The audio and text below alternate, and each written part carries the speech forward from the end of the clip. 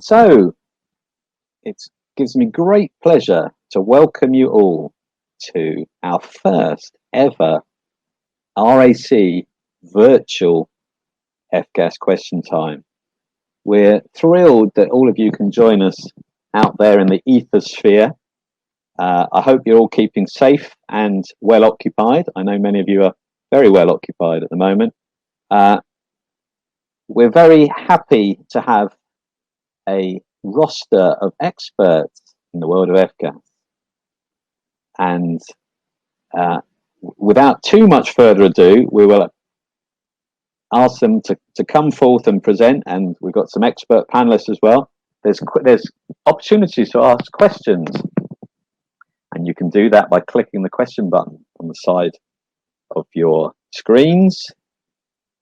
The one thing that we've all agreed, we're all new to this, so please bear with us as we are pioneering on the virtual world. We're thinking of it as one big Zoom party. But please bear with us. If the IT goes haywire, we will be coming back. As I said, we're very grateful to Camorras for sponsoring this virtual question time. I'm very happy that I don't have to do the usual, here's the housekeeping, here are the fire exits. That's all up to you. So let's welcome the first speaker. We'll put this in two parts. It's very broadly what's happening now in the industry and what we need to do for later. So our first speaker is very much in tune with what's happening now in the industry. It's Graham Fox of REFCOM. So please, will you welcome him? I assume my camera's on now. Thank you very much, Andrew. Thank you for your team for putting us on. Good morning, everyone. Thanks for attending this first FGAS question time webinar. It seems to be the way of the world these days, video conferencing. I think I spend more hours in a day nowadays with headphones on than my teenage daughters used to do. But we're all getting used to that sort of thing, I think, now. Can we go to the first slide, please? I've lost my cursor. Okay, thank you. So we've all seen these phase down steps before. I've certainly been putting them on webinars and conferences and seminars for some months and years now. Ray has as well. We're all familiar with the step downs. Hopefully we now all understand what they actually mean in terms of pricing and availability of refrigerants. Certainly we saw a couple of years ago when we were coming towards the last step down, we saw very, very big price rises in the refrigerants. And availability, obviously, of some of the refrigerants became very scarce. So the current crisis isn't going to affect that one iota in terms of the speed or the pace that the phase down steps go. That's going to remain exactly as it is. Ironically, one bonus from the business downturn in the last couple of months and the expected downturn in the next couple of months might actually be that less quota has been used in Q1 and Q2 this year.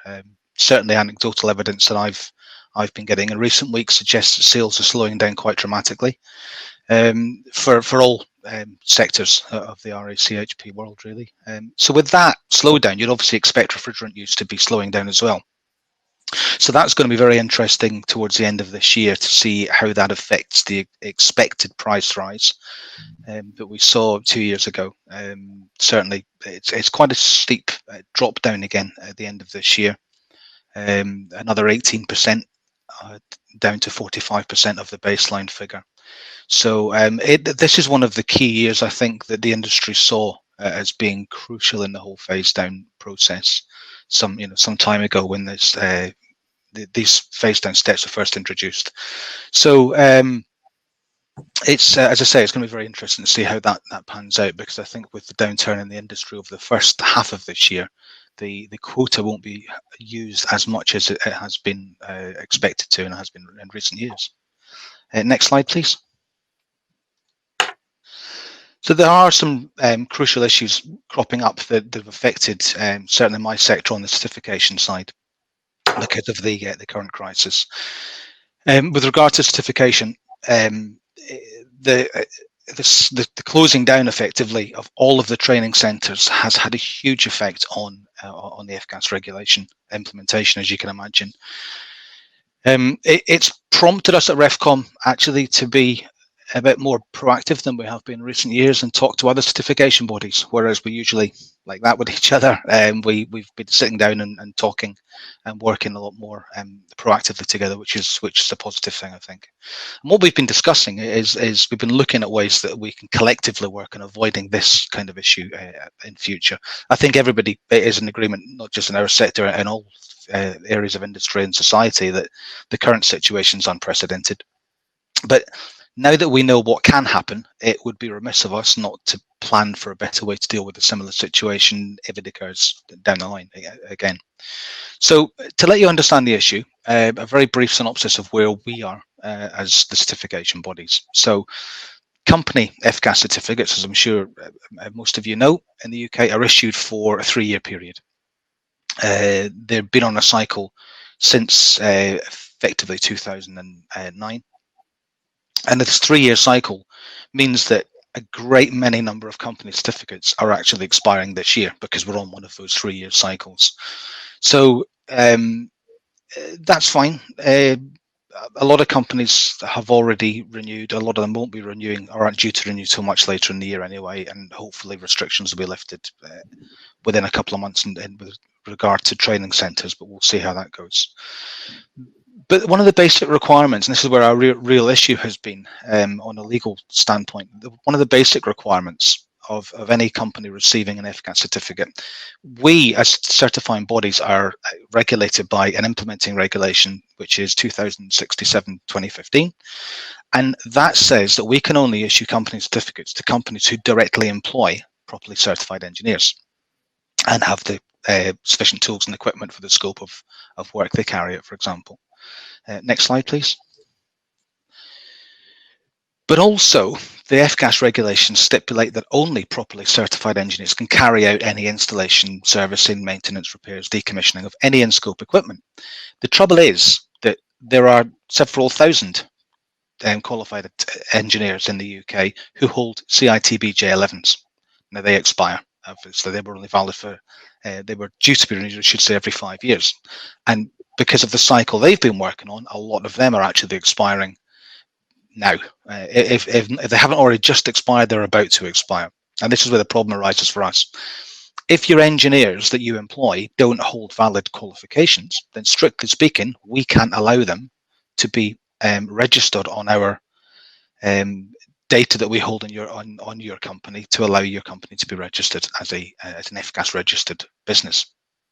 And of course, that's the very license that allows you to actually trade in the sector. So it is a problem. There are some ways around this. A number of well-meaning people in the sector have suggested that we simply extend the validity of the certificates for a few months to try and get past this period.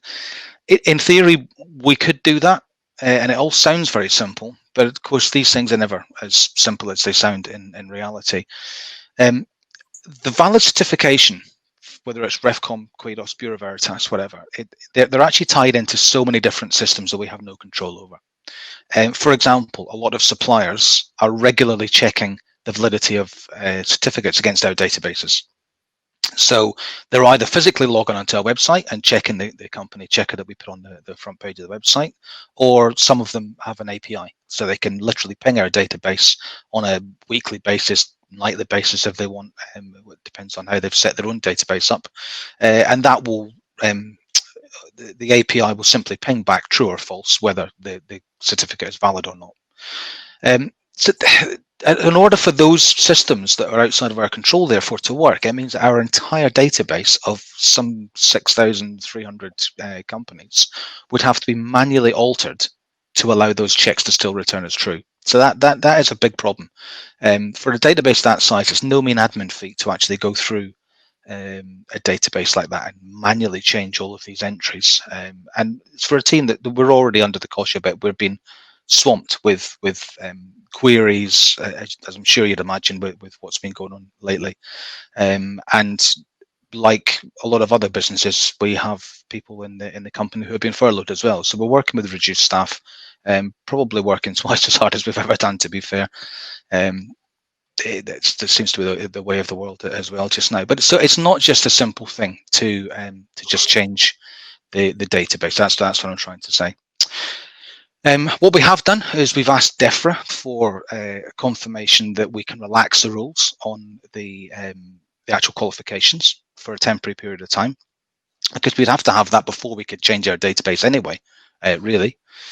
A bit like the automotive industry, where they've relaxed the MOT rules just now, where I think they've given a 6-month extension or something like that for expired MOTs.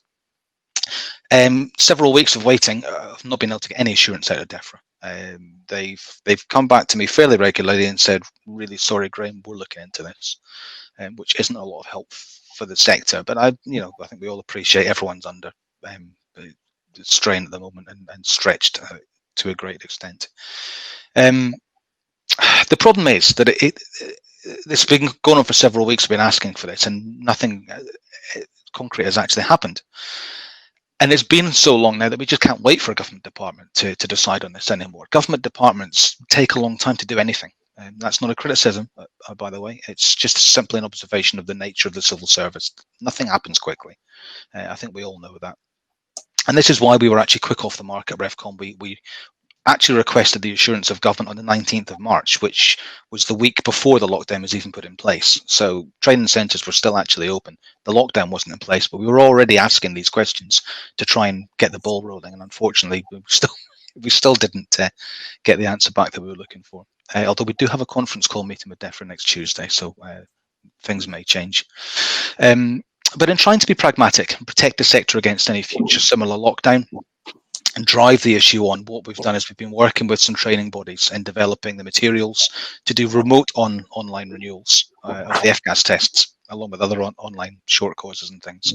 Now, what that would do is it would allow us, for all of the CITB J11s who are currently expiring, it would allow them to do their renewal online.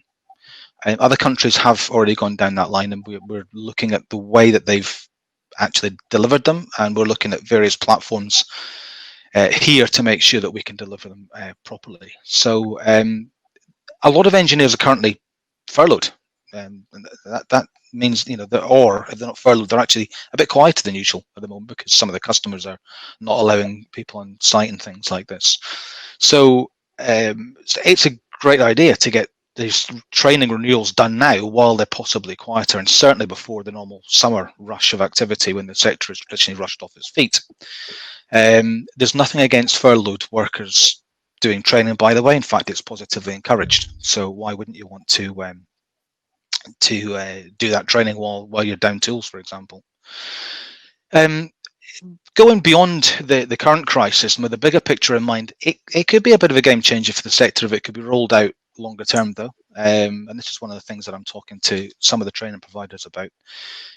We've literally got thousands of engineers all around the UK who have to travel, sometimes hundreds of miles, overnight stays at hotels, etc., to attend one-day training courses. Now, the cost to industry for that is obviously enormous. So if some of those engineers can in future be trained remotely, how beneficial would that be to them, to their employers, and to the environment in the longer run? So I think that's certainly something worth looking into, and we are looking into it. Visa training currently are talking to a number of training providers, quite advanced stages of trying to find out how the online platform works and how it can be delivered in a secure environment with a proper and effective invigilation of students, which is obviously crucial to maintain the integrity of the scheme. Next slide, please. So it's just a little wrap up. It's a good example, really, of what we've been trying to do at the BESA group over the last month or so, since before the lockdown was put in place. We've been delivering a lot of help and guidance for the whole sector, not just for our members. The furloughing of workforces, it's such a new concept to us in the UK. A lot of companies have been very confused by the whole concept of it and the delivery of the new legislation. So our employment affairs team in particular, and our legal services team have been working really, really hard in getting to grips of what it actually means and how it can be properly worked for companies in our sector specifically, because again, the government scheme is just a scheme, but different work sectors have different ways of actually working that in. to their daily work routine. So we've been working really hard on that. As well as the daily 12 o'clock webinars, which I'll be joining straight after this one. We've got in-house experts on a variety of subjects: legal, commercial, obviously, employment affairs, as I said, technical, health and safety. And every day we have experts from these different sectors on hand to answer questions. We've set up a COVID-19 at thebisa.com email address, and that's any questions you have that are specifically about the crisis. If you send them to that email address for raising at the webinars, there will be. We've had some great guests on, civil servants from the Department of Business, Energy and Industrial Strategy, for example, industry leaders from the Construction Leadership Council, construction law and accountancy firms. Today's guest speaker is Paul Scully MP, the Minister for Small Businesses, so well worth registering and attending the webinars. Next Tuesday is a technical special, and we're going to be covering service and maintenance issues for the sector, so that's probably worthwhile attending for a lot of people who are listening to this webinar. So Andrew asked me to give a quick preface of the pressing issues for the sector with what's going on. I've spoken to a lot of people across the sector in recent days, from right across the sector, really.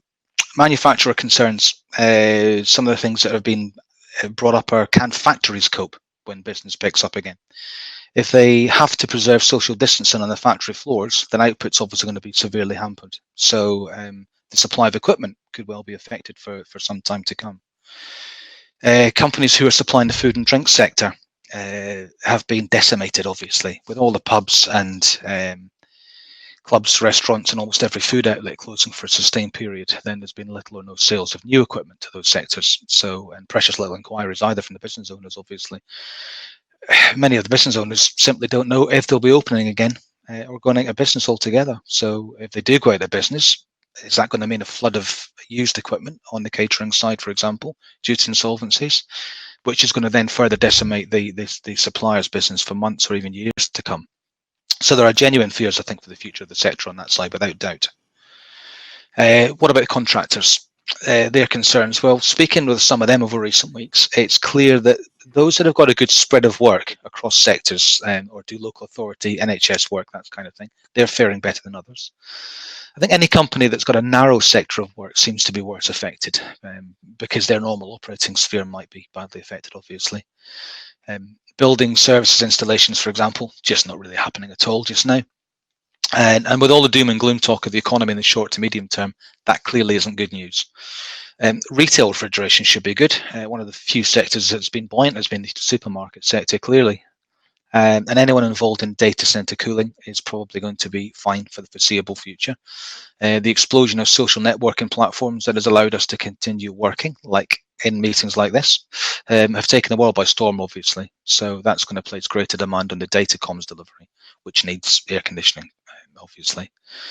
Maybe this will, this whole crisis and the way we've dealt with it will give a wider appreciation from the public for our trade sector for World Refrigeration Day on June the 26th. Time will tell on that, I guess. So it's a real mixed bag at the moment, looking at the state of the sector. Clearly some winners and some losers under the current crisis, and only time will tell who's going to come out of it strong or damaged at the end of it. One of the issues, of course, is that there's only speculation to how we all come out of it. It's widely presumed that the lockdown will be loosened for some sectors before others. So again, those that have a narrower field of operation may still be suffering when others are suddenly right back in the thick of things again. So that's something that we'll probably turn to in a month's time or something when we have some kind of roadmap for how we're going to be coming out of this, hopefully. As always, we're here for you at REFCOM and the BISA with advice and guidance. Just call us on our helplines and hopefully we'll be able to answer you. But obviously, if you have any specific questions today, then Andrew's directed you towards the question panel. So thank you. Andrew? Thank you, Graham. I'm just waiting for my video to pop up so I can see myself.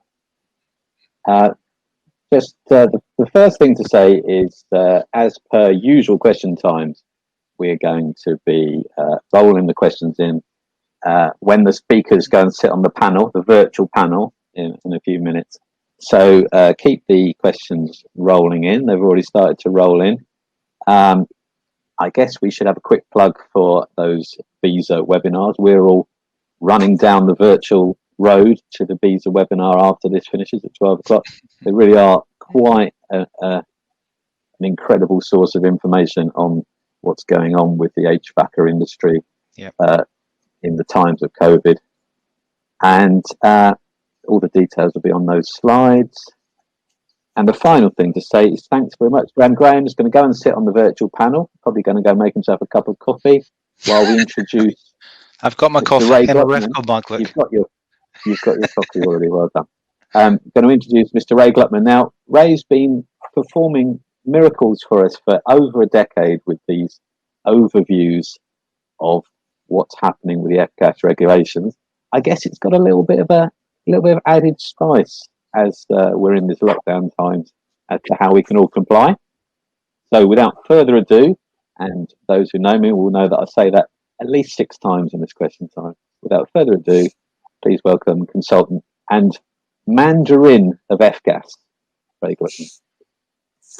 Thank you, Andrew. Very kind words. If we can have the next slide. So what I'll briefly cover is one of my overview updates. In a minute, I'll review what's happened since the last F-gas question time, which was about 6 or 7 months ago, and then dive a little bit deeper into mainly into the EU F-gas regulation, make a few comments about Kigali and about Brexit and COVID, although Graham's done a great job on the latter point. So next slide. So let's say I usually start with a slide like this to just review the changes in the last period of time. And so the first of the changes, next bullet, is that we're now in the 3rd year of the 37% cut in quotas. When that cut first came in, there was a significant panic in the market, but as it's bedded in, we seem to have sufficient refrigerant available, and that's indicated by the continuing falls in prices. And the last ones reported by the European Commission were in the 4th quarter of 2019, that the prices continued to gently fall from considerably higher peaks as we entered the current 37% cut at the beginning of 2018. Next. Very importantly, of course, from the beginning of this calendar year, there has been some important changes to the regulation, the introduction of some new bans and the service ban. And I'll come back to that in just a second. We've also seen on the next bullet, of course, continuing introduction of new equipment. Can I have the next bullet? In fact, give me the next 3 bullets, please. The continuing introduction of new equipment using the lower GWP refrigerants, that's all going quite well. I'm seeing lots of development in the reclaim and recycled market, and we'll come back to that in relation to the service ban in a second. As Graham has already discussed, then we've got this very unusual situation of the impact of COVID, and I guess that's having these 2 impacts that I'm suggesting here, which is on the demand in relation to the F-gas regulation rather than in relation to business conditions that Graham has talked about. But in relation to the F-gas regulation, the chances are there might be a reduced demand for refrigerant in this year. And of course, a big question is, what will this have on the Brexit process and the impact of the Brexit process on the F-gas regulation? And the final bullet on this slide is that this year sees the final bullet on this slide, please. Thank you. Sees the start of the review of the F-gas regulation. So the 2014 F-gas regulation stipulated there should be a review no later than 2022. And actually, the European Commission has introduced some pretty tough or exciting, depending which way you look at it, processes related to climate change generally. So any piece of legislation that might support the reduction of greenhouse gas emissions will be under scrutiny in the next 2 or 3 years in Europe. So we could expect that regulatory review is quite important to the industry. Okay, next slide. Let's just quickly review these bans that are now in place, first of all. So in January of this year, we saw the ban on any refrigeration systems using a refrigerant with a GWP above 2,500. And that mainly means 404A for our industry in Europe. There is an exemption for ultra low temperature, but that means not just evaporating temperatures, but actually processes that are cooled to below -50. So that's a relatively small section of the market is exempt. And then there's a couple of bans with a much lower GWP threshold of 150 for movable air conditioners and for part of the insulation foam industry.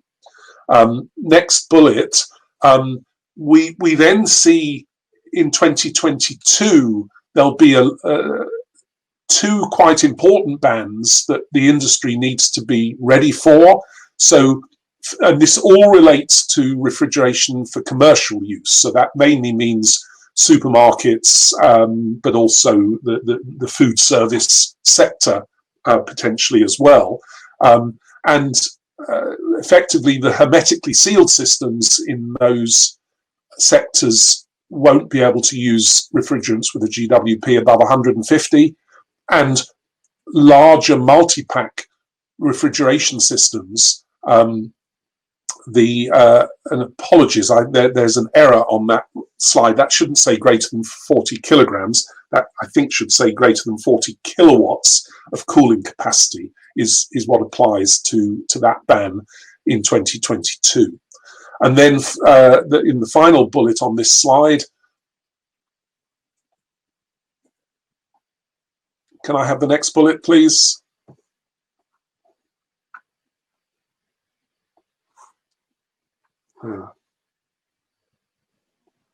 We're having some connectivity issues, Ray, so just to alert you to that. Are you hearing me, Andrew? Yes, we can hear you, so I believe it's the right. Well, then I'll carry on. I'll carry on talking without the slide for the moment. So in 2023, there's another ban related to insulating foam, basically the rest of the foam sector, which is the polyurethane type foams. They're subject to a ban with a GWP of 150. And then very importantly for our industry, not till 2025, is the ban on single split air conditioning systems. Okay, I'm moving on to my next slide, which is about the service ban. And again, this is really just a reminder to everybody. It's a very important ban that was introduced this year, and it applies again to refrigerants with a GWP above 2,500. So that basically means, again, mainly R404A. Andrew, can I just check? Do we still have voice? Yeah, I can still hear you, Ray. Yeah, okay, thanks, Graham. Yeah, so the service ban is a ban on the service and maintenance of existing refrigeration equipment. And that is in place as of now. There is a size threshold that is measured in tons of CO2 equivalent, 40 tons of CO2, which is approximately 10 kilograms of R404A. So any systems larger than 10 kilograms of 404A, we can't maintain with virgin refrigerant. So the service ban applies to virgin refrigerant. We can use reclaimed and recycled refrigerant until 2030 if it's available. But the recycled, there will be some restrictions on who can use recycled. but properly reclaimed refrigerant can be used by anybody until 2030. Again, there's an exemption for products cooled below -50. Okay, I'm moving on to my next slide, which is just summarizes some of the activity going on in the refrigerant choices. Great, we've got my slide back. Perfect, and we're in the right place. So what we have here is just a summary, a very brief summary of some of the activity, and the top bullet is saying that there's a number of gases which are really completely mainstream in the industry. We've lost my slide again. So gases like 448A and 449A, for example, used in supermarkets and potentially in industrial systems. Some of the HFOs, I mean, certainly 1234YF in Macs, that's mobile air conditioning systems in cars and vans and so on, and 1234ZE used in chillers. These are completely mainstream and available. That isn't to say that some are that everyone is using them, but they are widely available in Europe. I'm sure we'll hear from Mark after later on in the session about some of the A2L alternatives, and there's lots of development work going on there.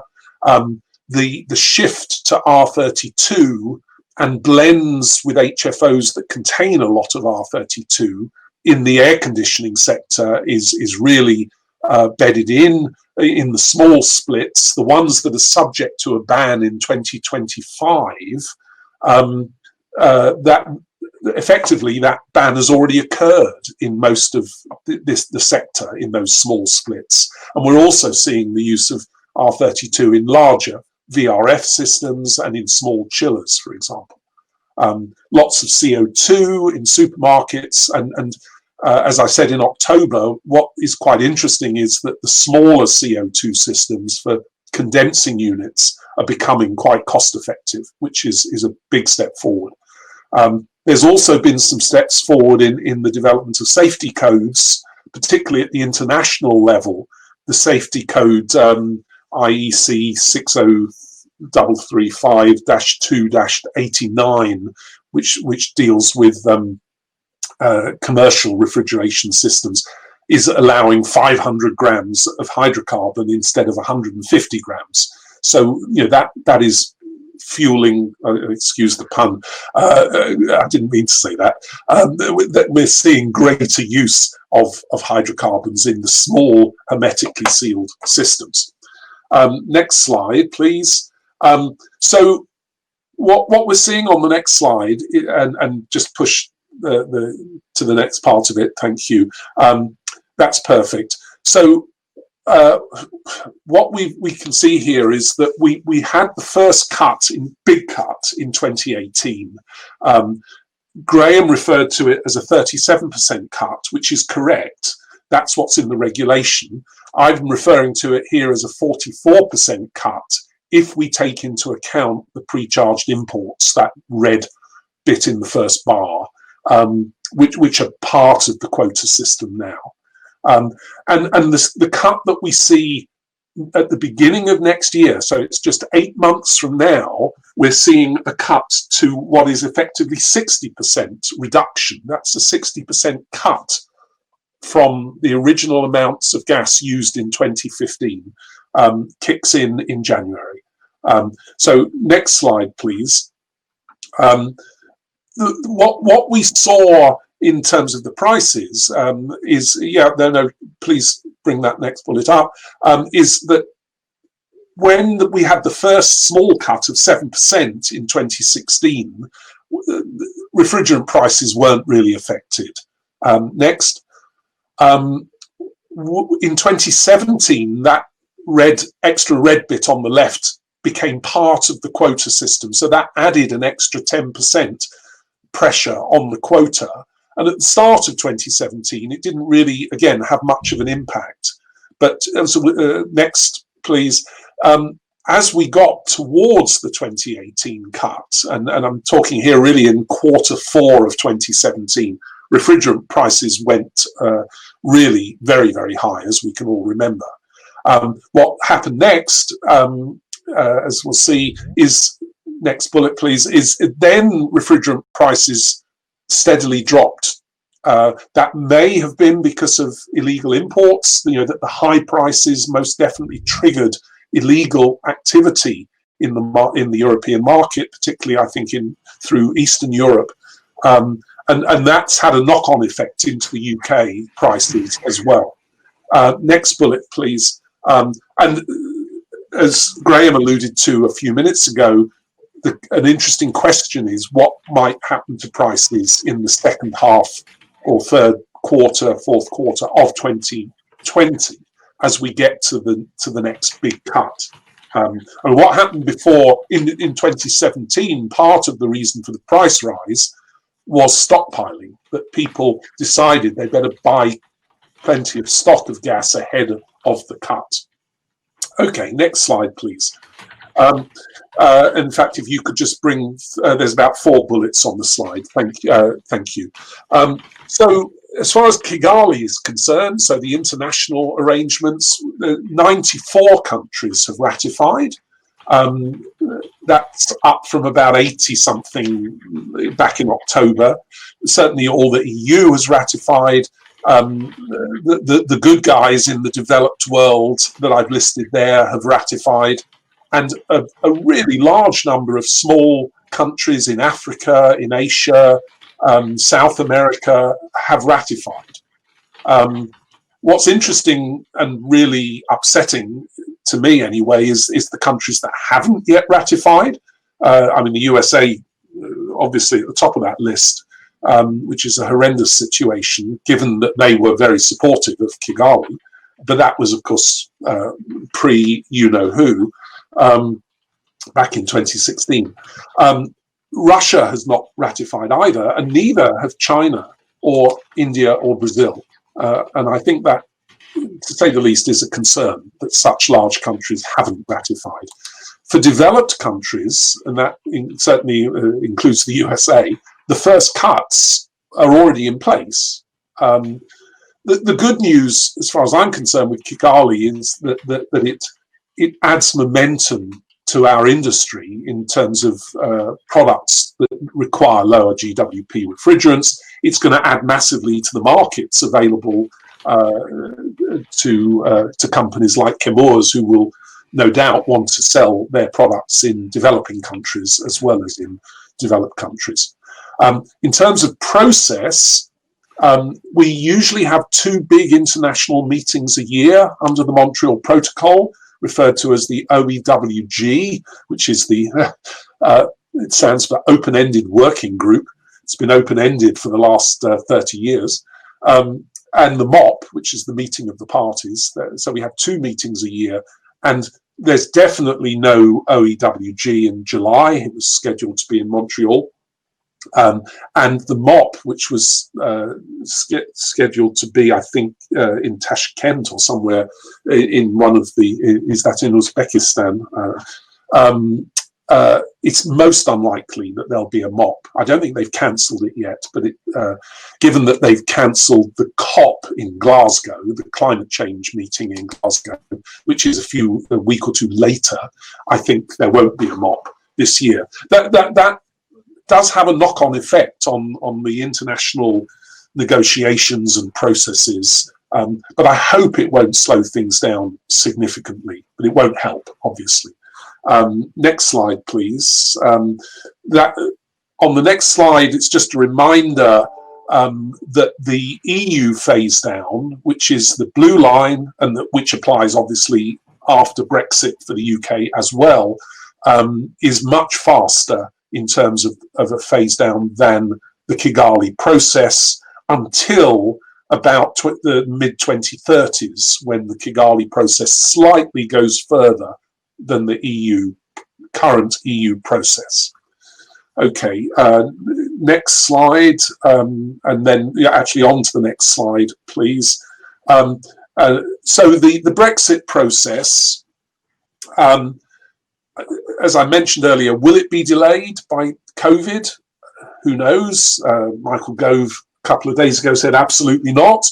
So I find that absolutely incredible given the current circumstances. But anyway, that's still the position of the British government. They've always been saying that they will adopt all the F-gas regulation rules without changes in the first phase of post-Brexit Britain.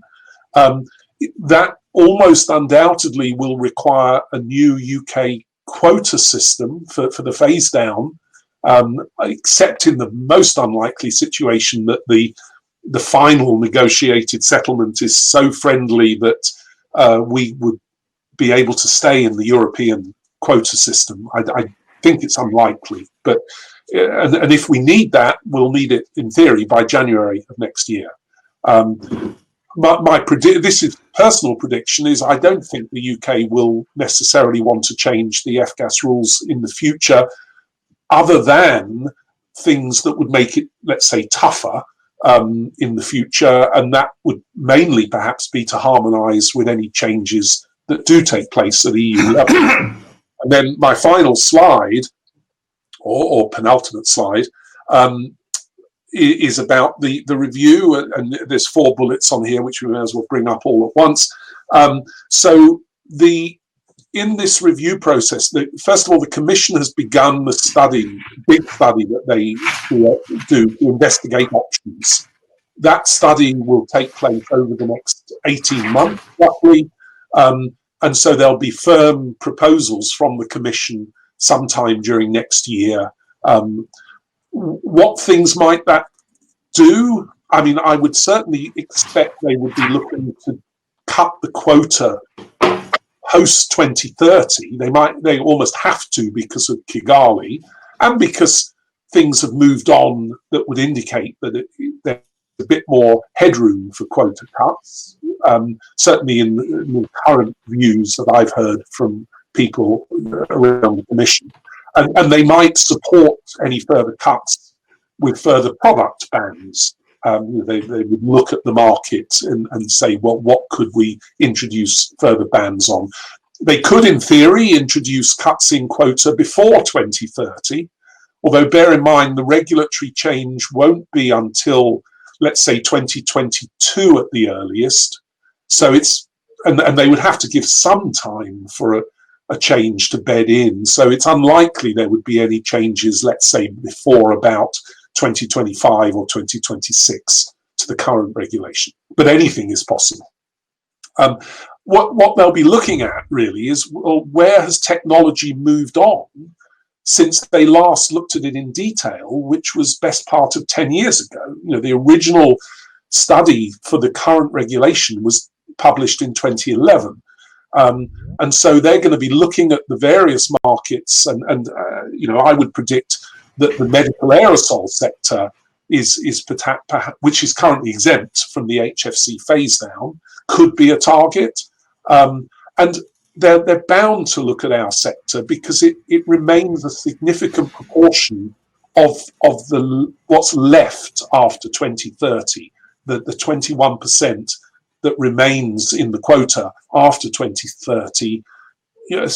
Probably, I don't have the number at my fingertips, but about 70 or 80% of that is refrigeration, air conditioning, and heat pumps. So if they want further cuts, they've got to look at our industry.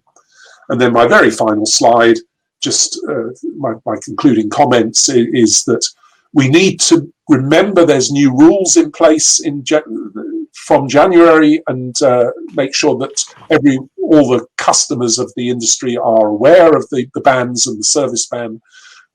We need to be ready for January, where there's another cut, and then we need to be prepared for Brexit and for the regulatory review. That's it from me. Thank you.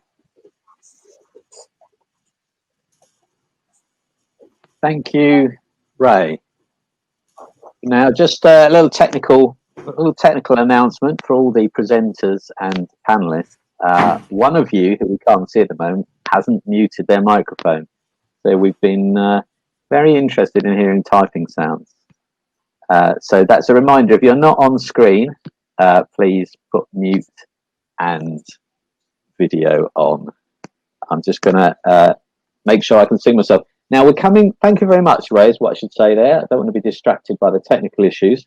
We're coming now to the panel.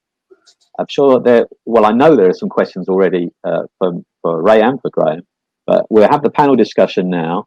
I'll introduce them in a sec. The one thing I should say is you'll have to forgive me if you're watching my video, because every now and again I will turn to look at the questions, because I'm of the age now where I have to have a bigger screen to see your questions. But I am thrilled to say there are questions rolling in. I think the challenge will be getting them all across, but we'll see how we go. The one thing I should say is I think we will plan to have as many of these slides as the presenters will allow for dissemination afterwards. I think that'll be okay. They'll tell me otherwise soon. So let's welcome the panel. This is where we get into full house party mode for all you youngsters out there, where we have several screens at the top, and I try to make sure that they're all able to see me and I'm able to see them. It's going to be interesting because for those of you who are not a party to the back office, we can just see, it's like the Brady Bunch for those of you of a certain age. You just see a whole section of people's heads on top of each other. So Graham is joining us, Ray is joining us, and then you will probably see the enthusiastic visage of Mr. Mark Hughes from Comores and Mr. Mark Woods, chair of FETA, consultant. And generally what we're trying to do is talk a little bit about what's happening now. It's a very loose theme, but that's sort of how we're trying to work it out. Now, again, bear with us as we attempt to recreate the liveliness of a panel when we're all in different rooms. So what I'm going to do is, traditionally, we ask the panel just to introduce themselves and to say what their particular perspective is on the proceedings at the moment. I will start with Mark, and it's difficult because the two people who haven't spoken yet are both called Mark. I'll start with Mark Hughes. A couple of minutes on who you are and what you're doing in this, apart from the fact that you're the sponsor, throw the plug in there. Apart from that, but let's talk about how we see the world at the moment, and then we'll have a discussion about it. Mark Hughes. Thanks. Thanks very much, Andrew, and also, thanks everybody for joining on the line today. And I say this is a bit of a pioneering thing. I think everybody's getting a bit used to the digital age. Obviously, we are in a very different situation. In terms of my position, I work for Comores. I'm in our fluorochemicals division, working on business development of new refrigerants, but also, selling the existing ones. And I think so. I've got two hats on today from that point of view, as well as as sponsoring this seminar today. If I wear the sort of sales hat, that's more about what's happening in the marketplace today. What we're seeing, we're running in a sort of basically a run and maintain type of situation. Most of the work out there is to keep essential services going in retail, in obviously very importantly in the NHS, etc. And I think our industry is doing a sterling job. It wasn't clear at the beginning that we really were a protected industry, but it's pretty clear now. Everybody's rode to the rescue, and we've continued to manufacture refrigerants. Our distributors have continued to work. And you'll hear from other parts of the value chain later today in terms of what's happening down there. Obviously, various parts are affected more than others, as Graham said. But we are seeing a significant reduction in demand, in volume, and basically a lot of the retrofit activity and some of the new install activity has been reduced and it's being put on hold. So that's what we're seeing out there.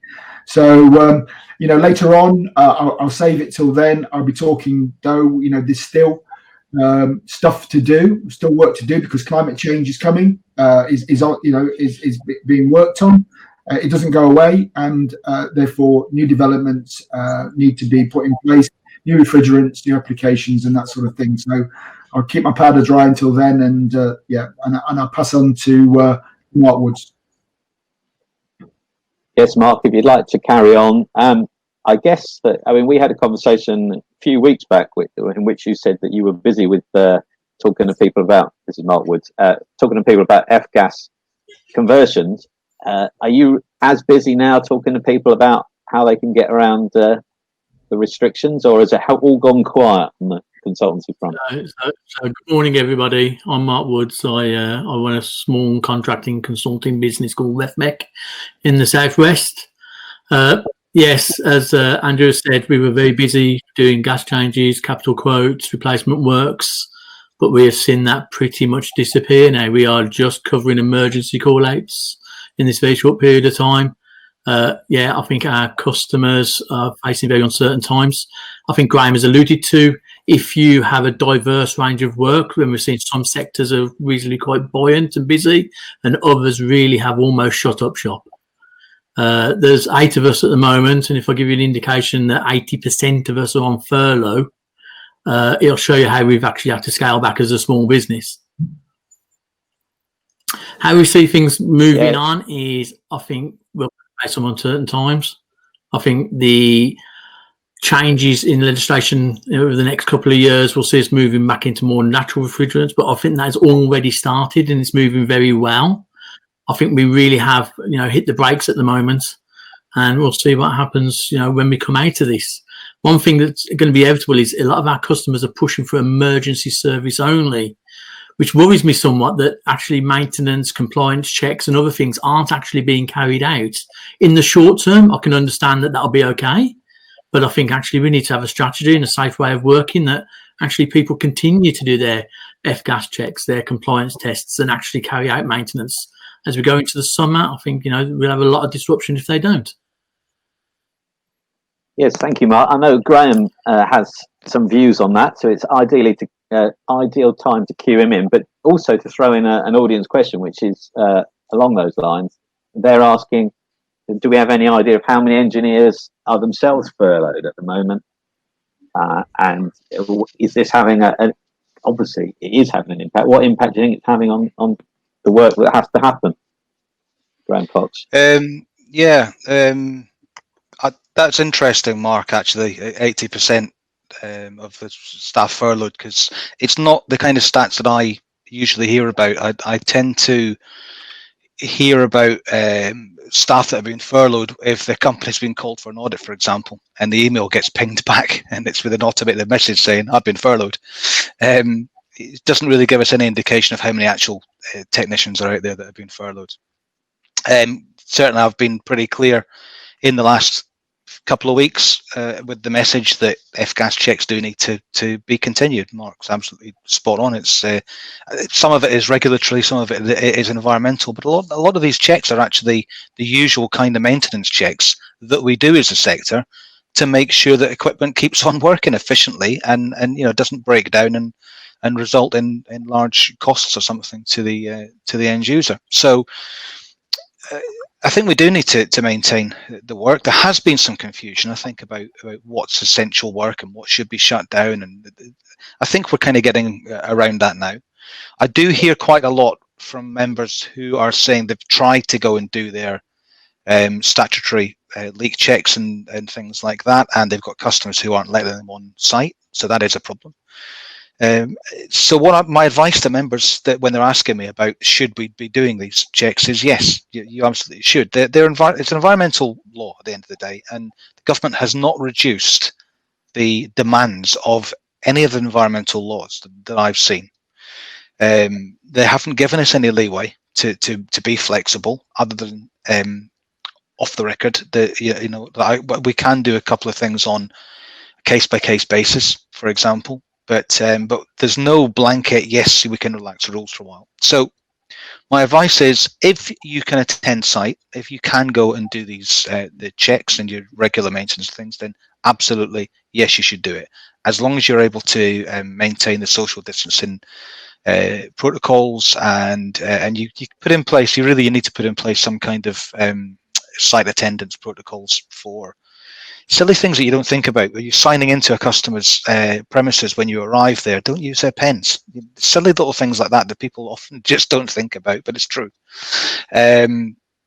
If you can't do the work because the client is saying that you can't go, or it may be that you have too many engineers furloughed so you can't actually physically do the work, what you do need to do is you need to update your own copy of the F-gas logbooks.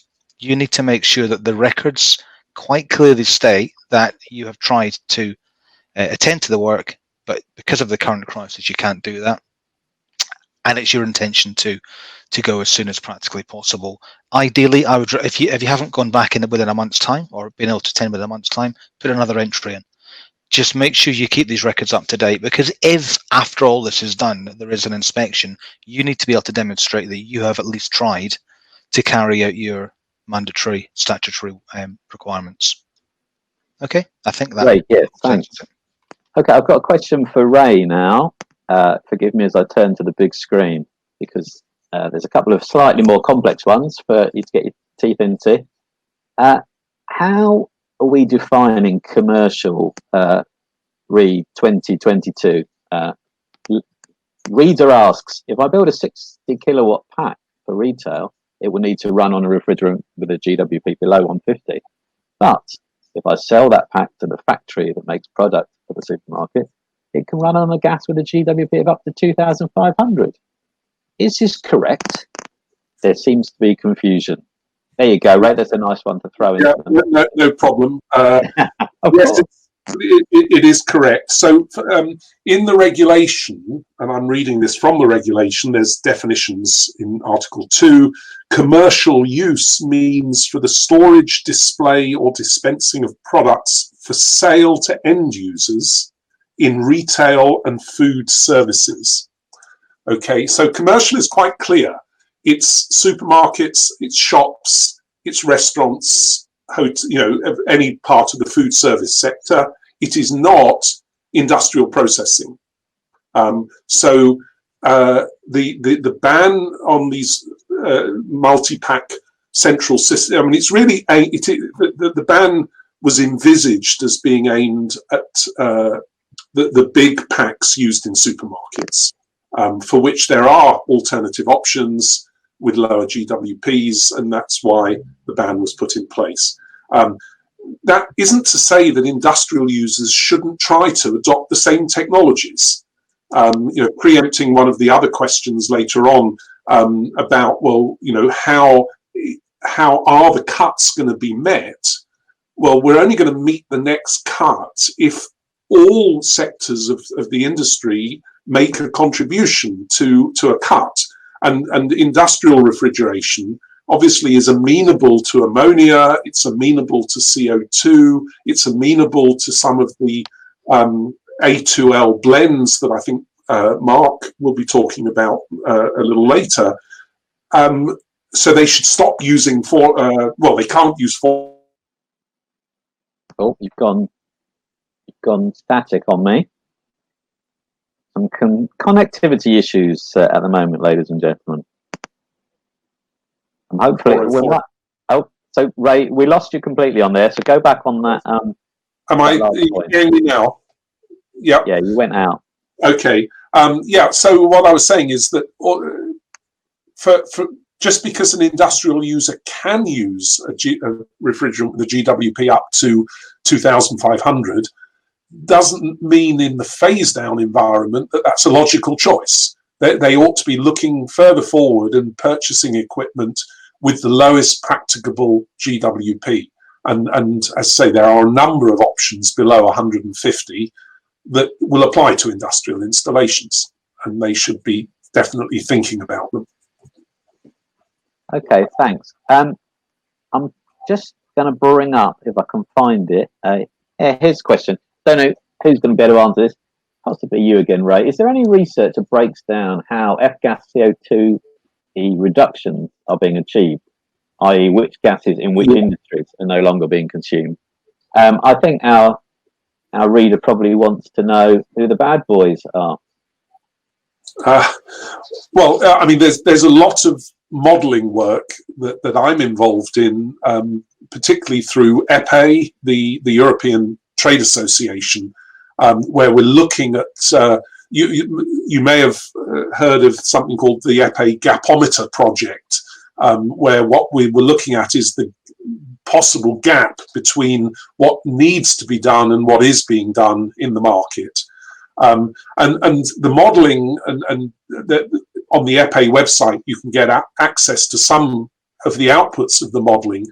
It addresses a number of strategies to reduce demand for HFCs, which is on new equipment to use lower GWP refrigerants, on existing equipment to do something about leakage, to make investments to reduce leakage, on existing equipment, if possible, to retrofill with lower GWP refrigerants, and then finally to make more use of reclaimed and recycled refrigerant, and to care for your refrigerant at end of life.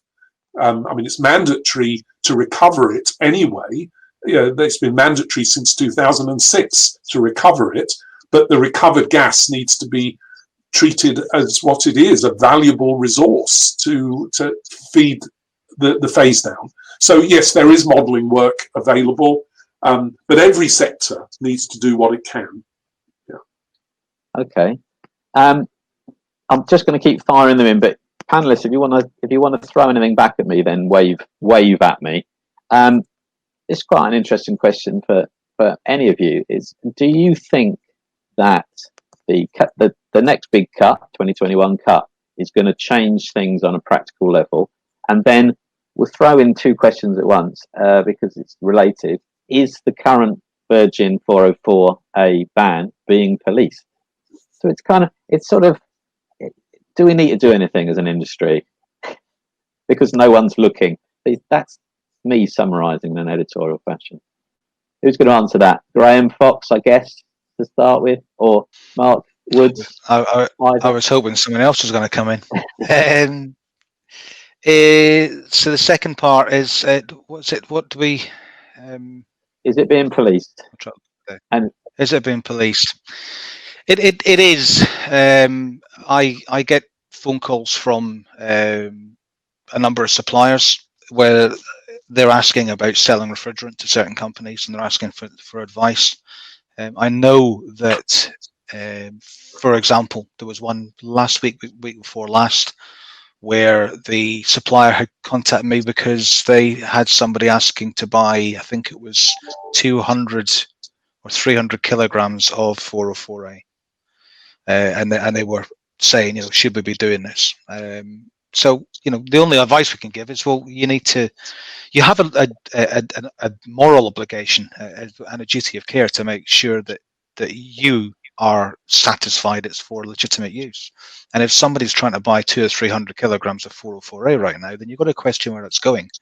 Because the only place you can use that 404A is in small systems, so it's Virgin, of sort of 10.2 kilograms or below in charge.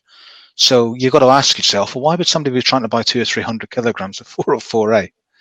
And we did find out anecdotally that it was for a big system. It was needing about 180 kilograms of gas, apparently. So people are trying to circumvent the rules. There's nothing we can do as REFCOM about it. But we do pass on that information, and we do kind of coordinate the message. And a lot of the suppliers have been very, very good. Wolseley, for example, work with me quite a lot in trying to make sure that they're sticking to the spirit of the regulation, and not just the letter of the law. So, Graham, if, for instance, if somebody, it's to me it's a bit of a parallel with, if we see somebody breaking the social distancing rules, some of us feel an immediate feeling that we should phone somebody, we should tell somebody, as well as the person themselves. Is REFCOM, are you happy to receive emails from people saying, look, I've seen this, or would you rather it goes via a different, do you know what I mean? Whether I'm happy or not to receive them is a moot point. I get them every day. Okay. So it's been happening for a couple Keep of years. doing it then. People phone me up, people send me emails all the time and stuff like that. It's fine. So things like that are not the sort of thing that is going to result in a prosecution. So stuff like that doesn't get passed on to the Environment Agency generally, because it's not an illegal sale. That's the thing. That's not technically a breach of the regulations. Can I just try? Yeah, there's another question that's come in, which is exactly on this point about what's allowed, what's in the spirit of the laws. It's something that I have coined, tried to get it into common usage, and I'm calling this 404A transfusion, which is where somebody said they've had customers asking if they've stockpiled virgin 404A, can they put it through their system, reclaim it and start again, or is that bad? Well, if refrigerant has been in a working system and then taken out again, it is classed as recycled. If it had been through a basic cleaning process. So yeah, it is classed as recycled. However, if the system is a large system, they would have had to have done that before 31st of December last year. They can't do it now because obviously to charge that virgin refrigerant now is against the law. Yeah. Okay. So that's a very clear thing. Yeah, that's really important. It definitely happened in the R22 era. Back in 2009, I'm aware of some companies that produced some quite significant quantities of reclaimed R22 by buying a load of virgin, putting it in a system for a week and taking it back out again. I did. Really on the edge of morality, let's be honest, but it was a loophole in... I don't think they did anything illegal, but I think Graham's point is really important. It is too late to do that with 404A. It could have been done last year. Again, the loophole existed and it was possible to do it. But the good thing with 404A is that there are really good alternatives, and I'm thinking of 449A and 448A in particular, with GWPs of only 1,400 compared to 3,900 odd, that you can retrofill into larger 404A systems. And then what you do, as I mentioned earlier, is you treat the 404A with velvet gloves, and you protect it, you carefully reclaim it all, have it cleaned up properly, and then you can carry on using that to service other 404A equipment. That's the legal and proper way to do it. Yeah. But the message is, if you've got virgin 404A sitting in a warehouse or a barn or something like that, it's got to go back to the reclaimer. I would rather they sold it to companies who are using small systems that have clients that aren't able to afford to strip out the equipment, because as Ray said, it's a very valuable commodity. And actually, if a company is able to use that 404A that's already been accounted for on the quota in the small systems, then that is less demand on the already sharpening quota phase down. You know, yes, we want to encourage people to move to the lower GWP wherever possible, but let's not forget we already have refrigerant out there that quota has been used for, and it can't be put back into the system. The European Commission have not given any allowance for basically getting quota back or trading quota back. Once it's on the market, it's on the market. The quota has been used, and that's it. So I think it's actually better environmentally to use the refrigerant that we have in leak-free systems that are properly maintained than it is to create new refrigerant and destroy refrigerant that is perfectly good. Okay. But I should stress it is only for small systems. Right, I'm going to throw one more technical question at you, and then we'll move on to some slightly wider issues. Just for the benefit of the audience, you've done very well at sending questions in. Far too many that we can get through in this session. A lot of them are about how we move forward into the future. So we'll be tackling some of those in the second panel. But here's an interesting question. Again, it's probably going to be Graham Fox on this. Another grey area I've come across is condensing unit replacement for servicing. Am I right in thinking we can put a replacement unit in that runs on 404A if it's only the condensing unit being swapped out, because it's a component change not a reinstallation or a new installation. So this would be a small system, I take it you mean? Yeah, Or I think do a I talk about a condensing bigger unit. system? I think it's a supermarket solution, probably. I don't think it matters what size. Technically, no, it's a component. It's a component replacement. It's not an installation. So yeah. What Ray was cutting I in would say there. that What would were you be. saying, Ray? No, I just think it is allowable. Yeah. Don't forget you can't fill it with virgin refrigerant. Right. Yeah, so you can replace the component because that would be deemed as service and repair. But because of the service ban, actually I say that because if it was less than 10 kilograms of 404A, you could actually use virgin 404A to top it up as well. So yes, you can do it. And if it's a small system, you could actually use virgin 404A. Yeah, and if it's a large system, you would have to actually put back in the refrigerant you've taken out, essentially. Yeah. Let's broaden that out. Mark Woods, so you have talked before about how some of your clients or some of your clients' clients are still a bit confused about what they need to do to get to the next legislative, to meet the bans and to go to lower GWP. What's your feeling on the general state of how people understand what they need to do next? Well, I think those that know, and those that don't need some more support. There's quite a lot of customer pressure actually when you turn up to a site that's got 40 or 50 kilowatt system and has only got a tiny amount missing, and you tell them that they either have to have reclaimed refrigerants or they have to have it all taken out and another one put in. To the point where the industry will need to stand together to make sure that they actually don't start moving from one contractor to the other to find a contractor that's actually willing to do this.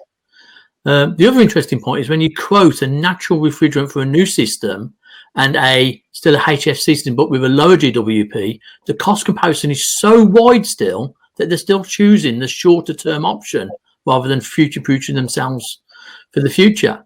And I think that's going to continue for a long time. And I think where we are now, I think many purse strings are going to be a lot tighter. So a lot of maintain, reuse, reservice is going to come into play. And I think that's when what we do with refrigerant and retrofit is going to be even more important. And like Ray said, if you have some 404A, convince your customers to maybe swap one system, process the refrigerant, keep it, and use it to service your other ones for the short term at least until you have some more capital. Well, okay, well, that's interesting. We'll a follow-on question from that is, which is one I guess I was thinking about as well. It's this lockdown must have an effect, mustn't it, on the way that we are moving towards the next quota phase, that next step. The manufacturers are not manufacturing. Ray, is there a sort of view on what this bit of time that we're having to take out of normal life is going to affect F-gas? I think that's really hard, Andrew. It will depend on how long it goes on. I was fascinated by some of Graham's analysis of the food service sector. I really fear for parts of our economy, and the food service sector is, whatever happens to the lockdown, is going to be pretty slow coming out of it. Even if the government allows it, are people readily want to go to a crowded pub or crowded restaurant? Probably not. Or they'd have to introduce the social distancing so they can only have half the number of customers in a restaurant, for example. And I fear that many will go out of business. And I hadn't really thought about the knock-on effect that Graham described for our industry. And there must be a knock-on effect. Now, in terms of then the F-gas regulation, it arguably will ease the pressure of the next cut. If there's the demand for refrigerant splits into two main parts, which is the refrigerant that needs to go into brand new systems and the refrigerant that's used to top up leakage. And if significant parts of the economy aren't buying as much brand new equipment, then the demand for refrigerant will go down. Logically, the demand for leakage shouldn't go down, although Mark's point was quite right that people are only doing emergency servicing, and that means then systems will be leaking a little, they'll be performing badly, but they will be performing, and so that will put up the energy bill and the environmental impact, but they won't get serviced. And then again, the demand for refrigerant will drop. So I suppose logically, COVID will make the next step in January 2021 easier to achieve. But I don't know. Interesting. I mean, these are interesting times, and like the government, we are all, as an industry, having a little bit to work out the rules day by day, aren't we? Just watching Mark Hughes have a drink as I was about to ask him a question. We're gonna wrap up in a couple of minutes, but there's been a question about are we still seeing the impact of the black market on proceedings? What's the view, the Kimura's view on all that? Yeah, I mean, obviously, the illegals is still there. I mean, there is some signs that there's been more difficulty for smuggling to occur at some of the borders because of obviously more checks and whatever, but COVID related, in terms of barring movement. But actually, trucking and whatever, to most extent, it continues. The bad boys seem to find a way, no matter what is going on out there. And so, yeah, there is still a flow coming in. I think without getting into lots of detail, I think we are making progress. There's a lot of cases which are in the mill, and there's a few high level ones which have emerged recently that you've seen, and I think that you will see a lot more of that, a lot of takedowns in the coming year, to bring us back to some level of normality. The Commission now realises and agrees that there is an issue. That was one of the first major things that we had to convince them of, and therefore they are fully supporting all of the measures that have been taken around customs, member state training, because it stays within the member state. You see, it's their responsibility, and certainly on the borders of Europe, borders of the EU, there's a lot of work to be done from that point of view. But we are making progress, but it's still there, and therefore we ask everyone out there to be vigilant when they see something that's too good to be true. It probably is, and to report it through the action line at EFCTC, and that information has been distributed. If anybody needs those contact details to report anything in, then please contact me. Okay, great. I'm going to ask one sort of general question. To effectively, what I'm going to do is allow Mark Hughes time to have another drink before he presents. But what I'm going to do now is ask the panel.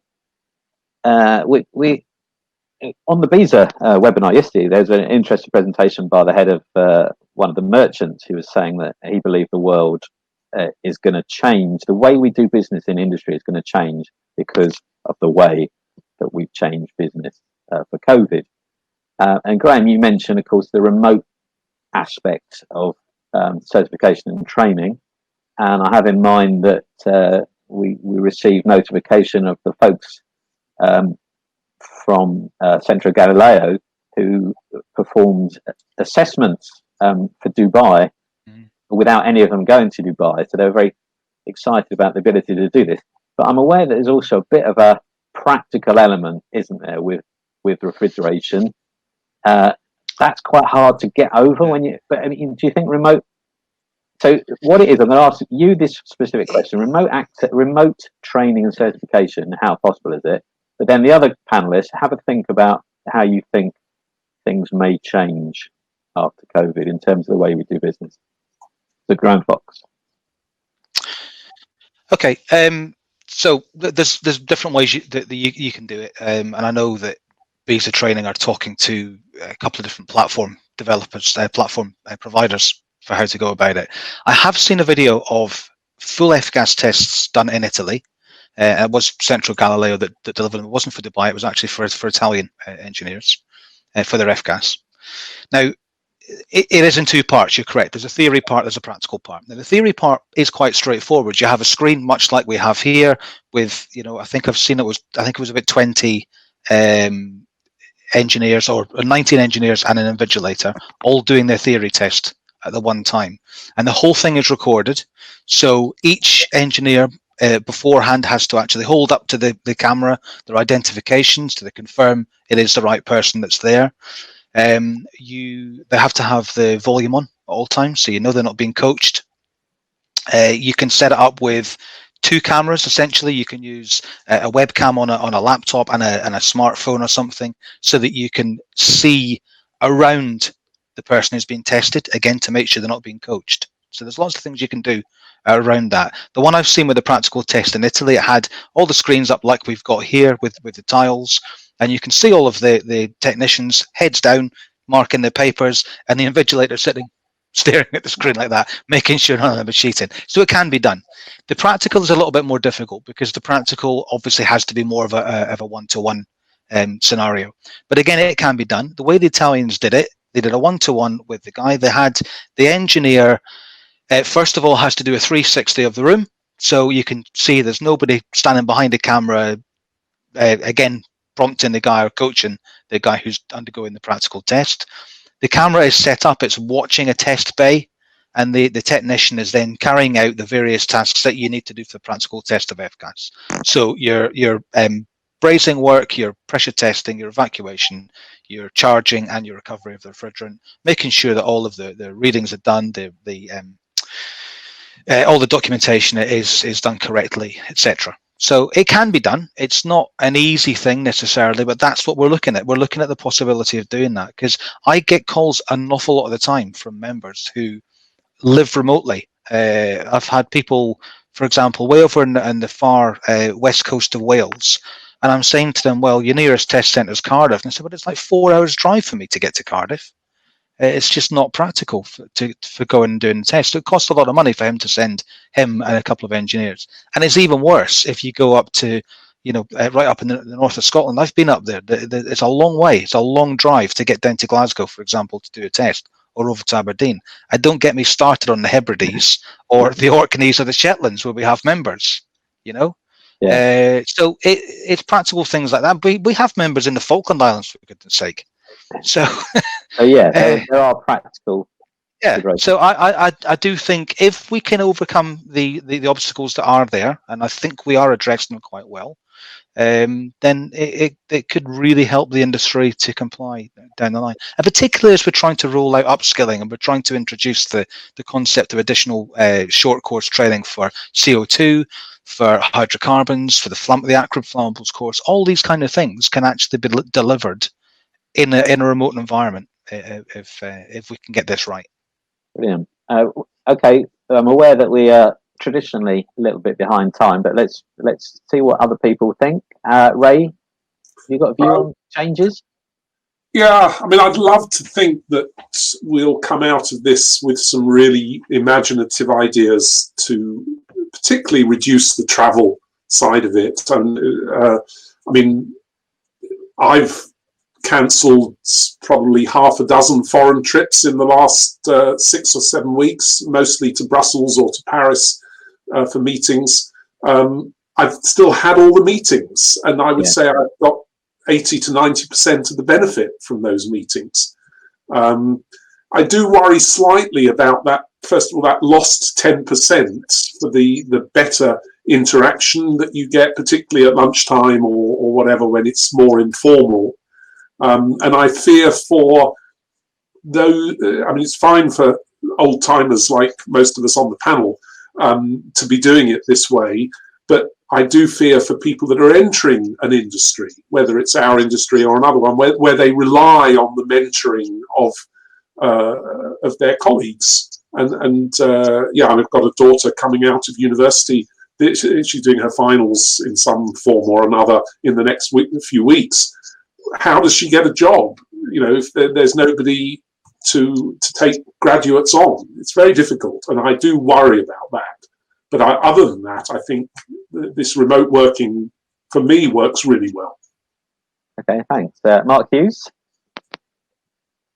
Yeah, just briefly, I think it's going to.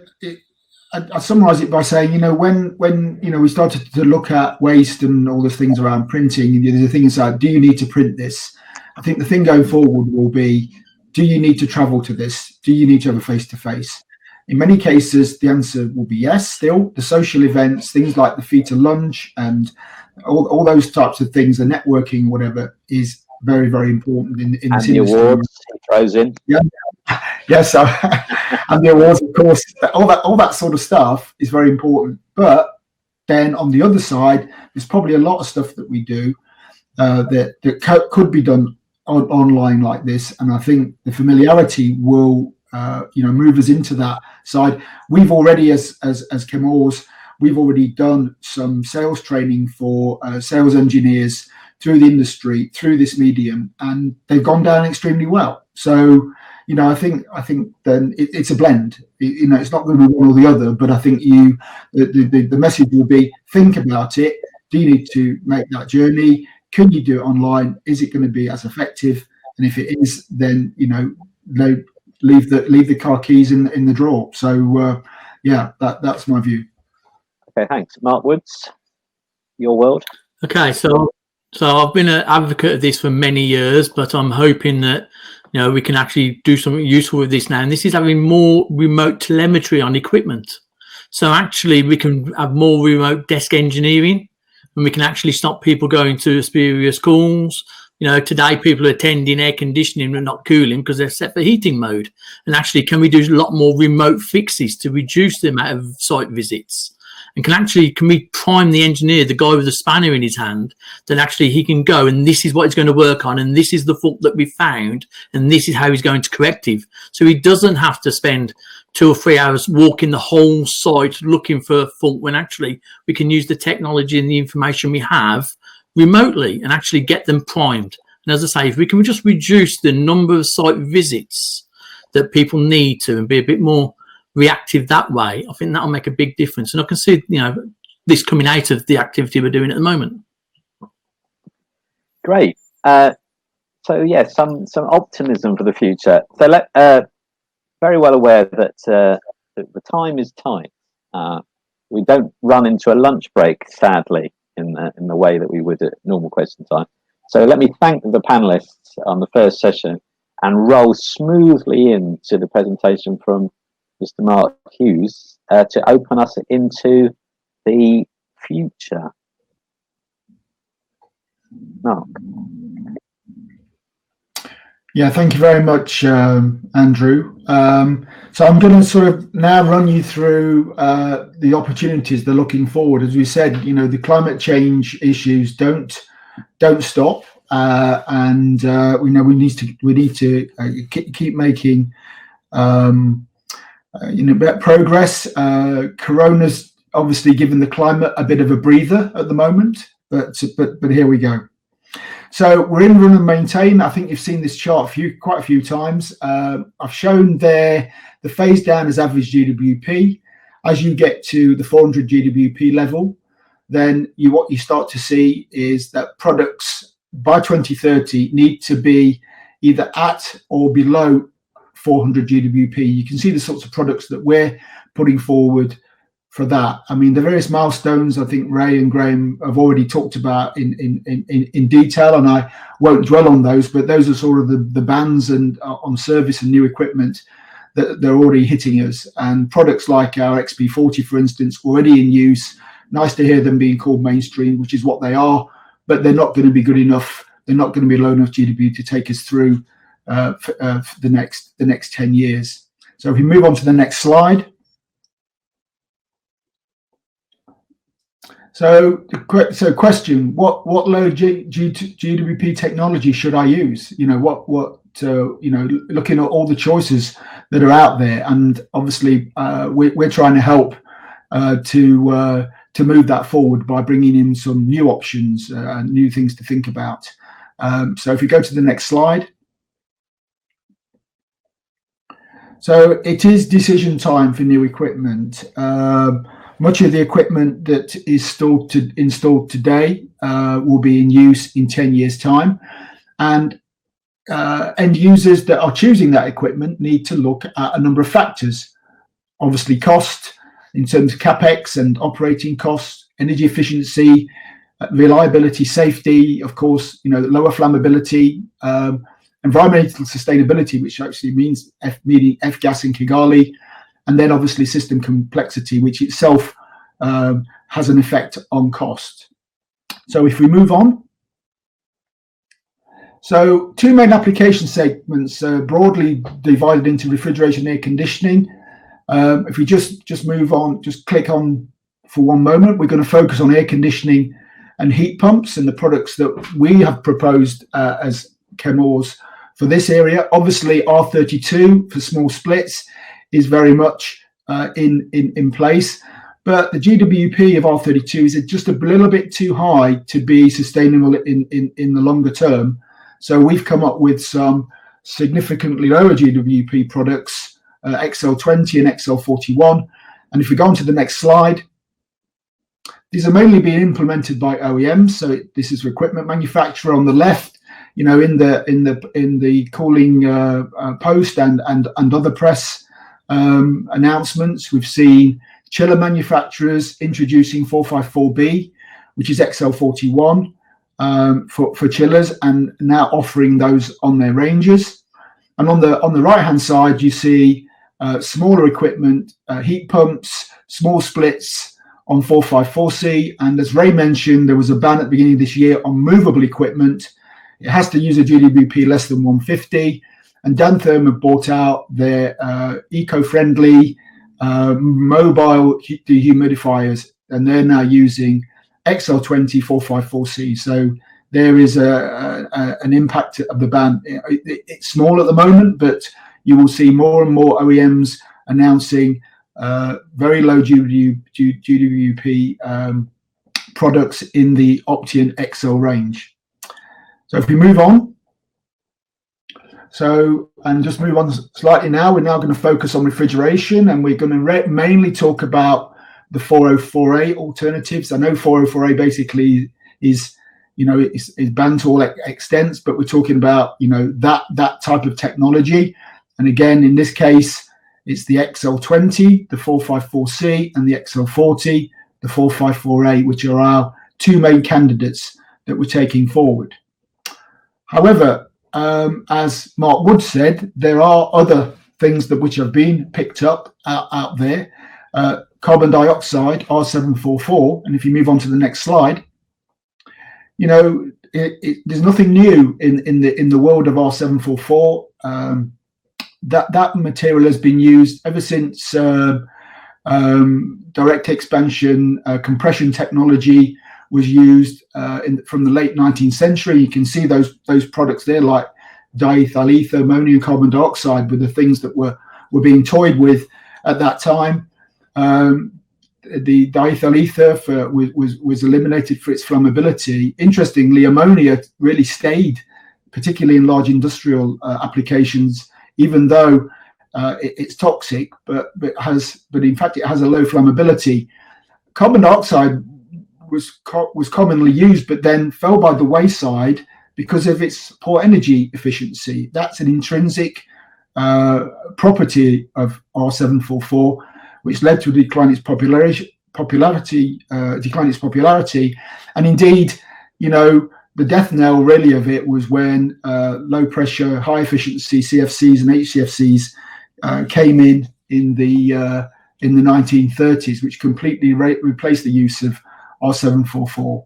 So yeah, it was at one time a very important refrigerant. And if you go to the next slide, what changed? Well, obviously, as you say, CFCs and HCFCs were banned under the Montreal Protocol because they were ozone depleting, and that was done in the late 80s.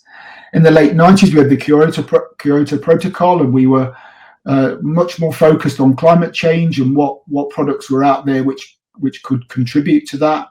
And then, of course, much closer, much more recently, with the F-gas legislations, which targeted specifically high GWP gases. So this is why, if you like, CO2 came back into everyone's view. So if we move on to the next slide. So there became a focus on total emissions. So, 404A became the dominant refrigerant in commercial refrigeration. But as we know now, when it was installed with high leak rates, so over 15% leak rates per annum, the problem with 404A, although it's a very efficient refrigerant, its high GWP of nearly 4,000 outweighed those energy efficiency benefits, and therefore, that sort of cloud of things. And then obviously the F-gas came in with that focus. So if we move to the next slide. So if we look here, what's happened in retail, where the march of CO2, if you like, from that point of view. So in the box here, you can see initially R744 appeared to be a good choice to replace 404A. There was not a great deal else around at that time. And if you look at the emissions trend there, you go from 404A, with a GWP of 4,000 down to XP40, and it, around 1,400. The mid GWPs are down to 744. Obviously, it was very low GWP of 1.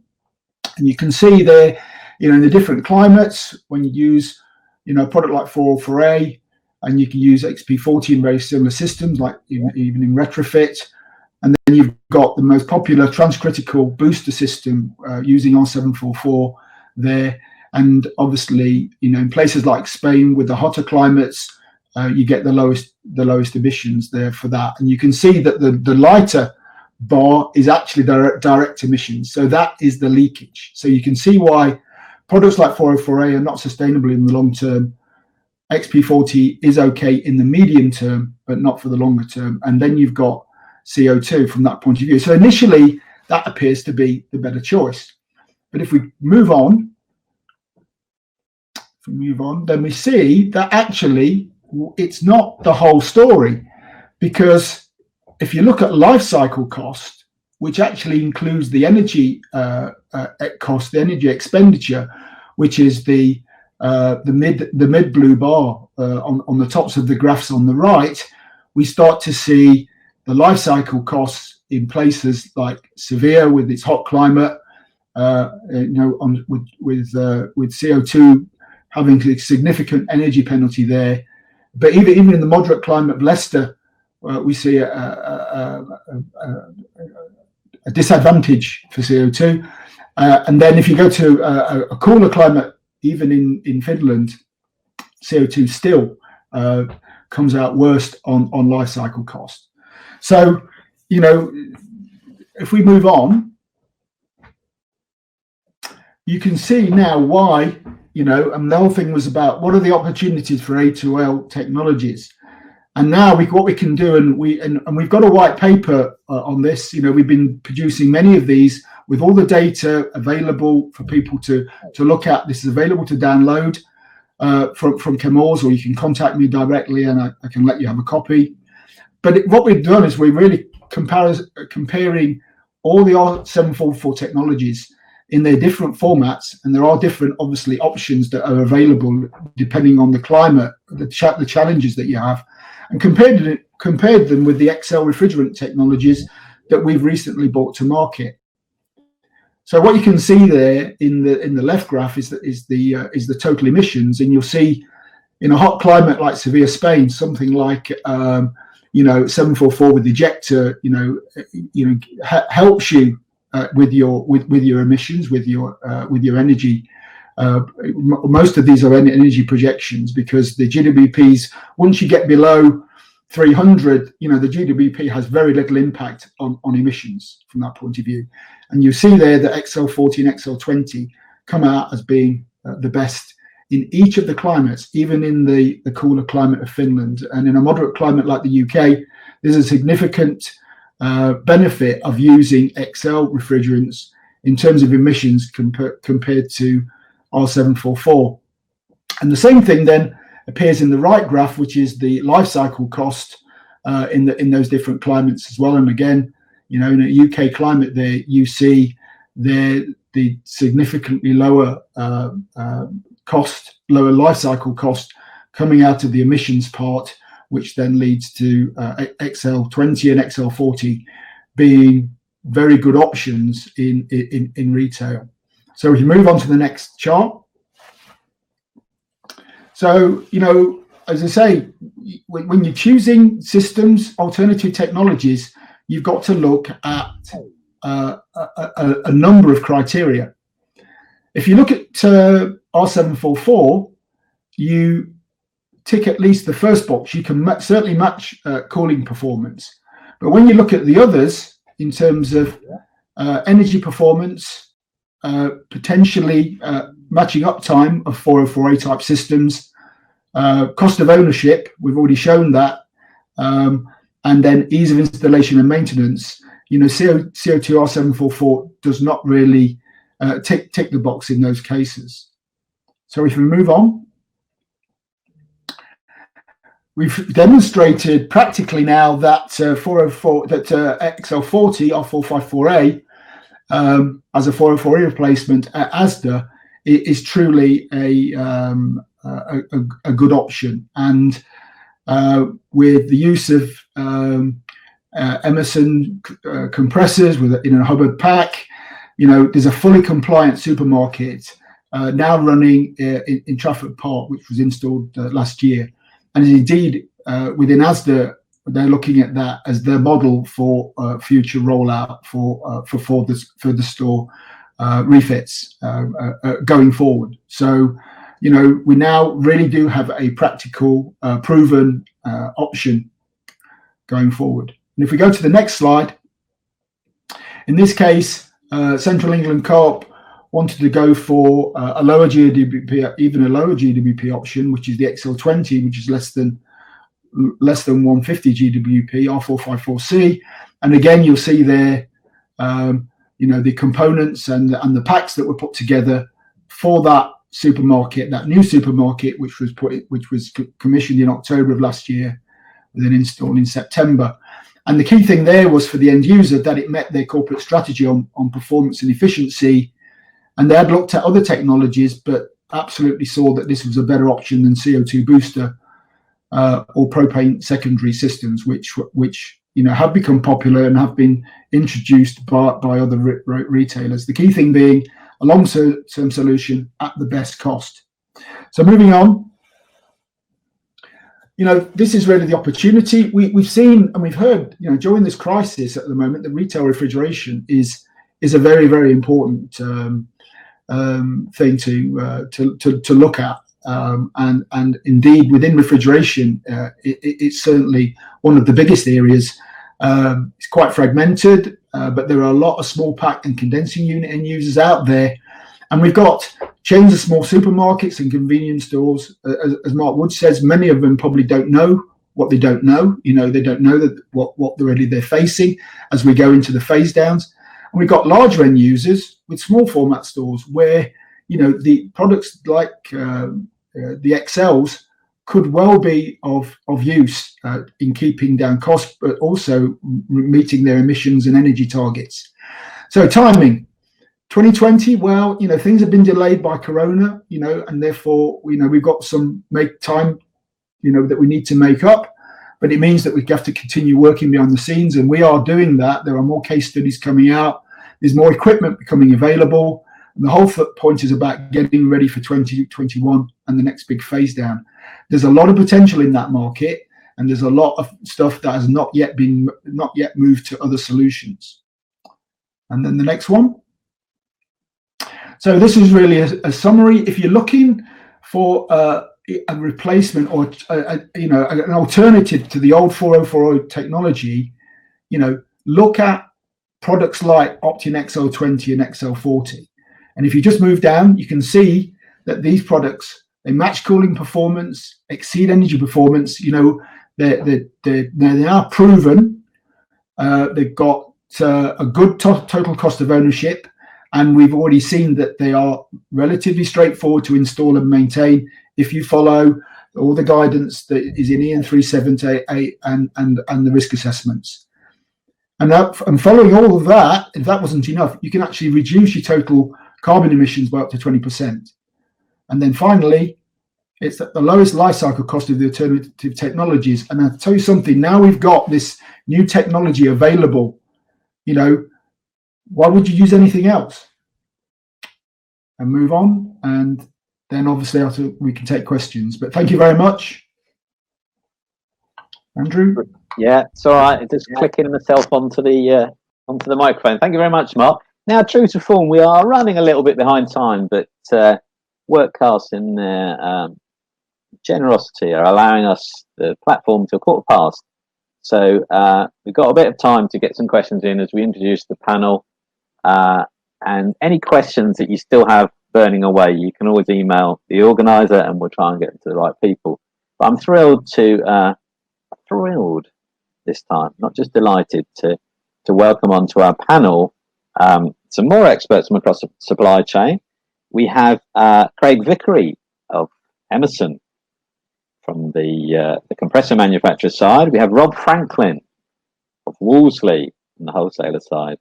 And last minute substitute, we have Dean Frost of A1 Engineering, who does a little bit of everything, I think you probably agree. Unfortunately, Kevin Collins of Co-op, I don't believe can join us. I believe he's on the front line as we speak. So that's a shame. But we will carry on with most of the supply chain in front of us. So what we do is just have 2 minutes each saying what your perspective is on the brave new world of low and even lower, very low GWP refrigerants. I see Craig in front of me, so you're first on. Welcome, Craig. Hi, good afternoon. Thank you for inviting me to the panel. I'm Craig Vickery. I work for Emerson. We're manufacturers, obviously, of compressors, condensing units, and controls. Indeed, these are very strange times for all of us, but it's really impressive, actually, how much the supply chain has continued to operate in this. And I'm happy to say that Emerson has kept 100% availability of all its facilities. Of course, on the demand side, it's very uncertain. We see some very busy areas, such as data center cooling. Retail has definitely slowed, and in some markets, we see a shortfall of demand because the industrial closures have been much more widespread, such as Italy and France. But it remains to be seen how this will develop as the year goes on. I think none of us really know how the lockdowns will impact demand. From Emerson's point of view, the subject again today is F-gas. We are, and always have been, fairly agnostic on the uses of refrigerants. So our approach is very much to focus on being a component supplier to an industry where there are many different ways of cracking this nut. So it's not just a question of A2Ls, it's also naturals, and it's also naturals such as CO2 and propane. And our philosophy really has been to say, well, the due diligence has to be done, and the right product can be chosen for the right application. So there's not one size fits all. Those are the programs we are following, which gives us many challenges in developing so many different products at the same time. But that's really where we are, and we've had some recent. I would say the UK market, I would say, is a very active one in exploring different options. And maybe we'll come onto those in the further questions. Thank you, Craig. Robert, welcome. What does the wholesaler perspective on all the brave new world? Yeah, good morning. Thank you, Andrew. So firstly, if anybody doesn't know me, I'm Robert Franklin. I'm the sales director for the cooling business within Wolseley, and I head up and lead the sales team and the technical function that helps our customers with what their needs are. And also our custom build facility where we build packs, among other things.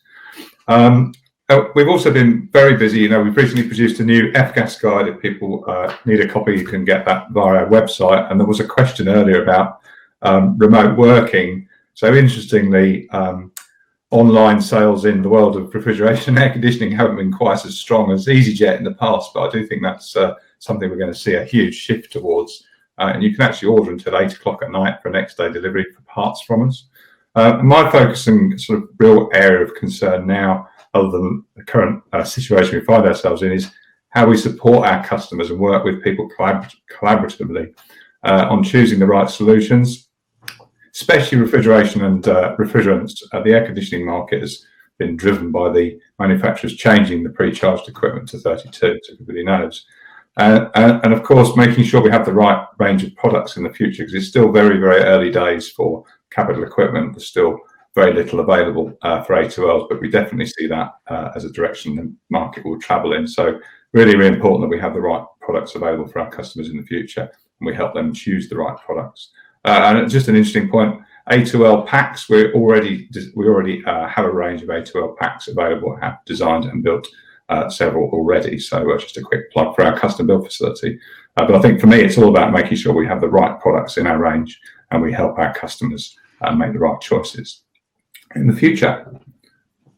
Thank you, Rob. I'm trying to look on my screen to see whether Dean Frost is with us. Dean, are you there?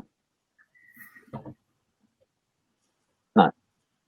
So hopefully Dean will join us further on in the proceedings. But we've got plenty of questions coming from the readership, and that will start with EN378.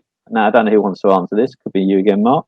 EN378 considered the biggest blocker to us using A2Ls. What's the view on how that applies to the supply chain? Do you want to tackle that, Mark? Well, yeah, EN378 as a blocker. Well, you know, it's guidance to help us put facilities in which are safe from that point of view.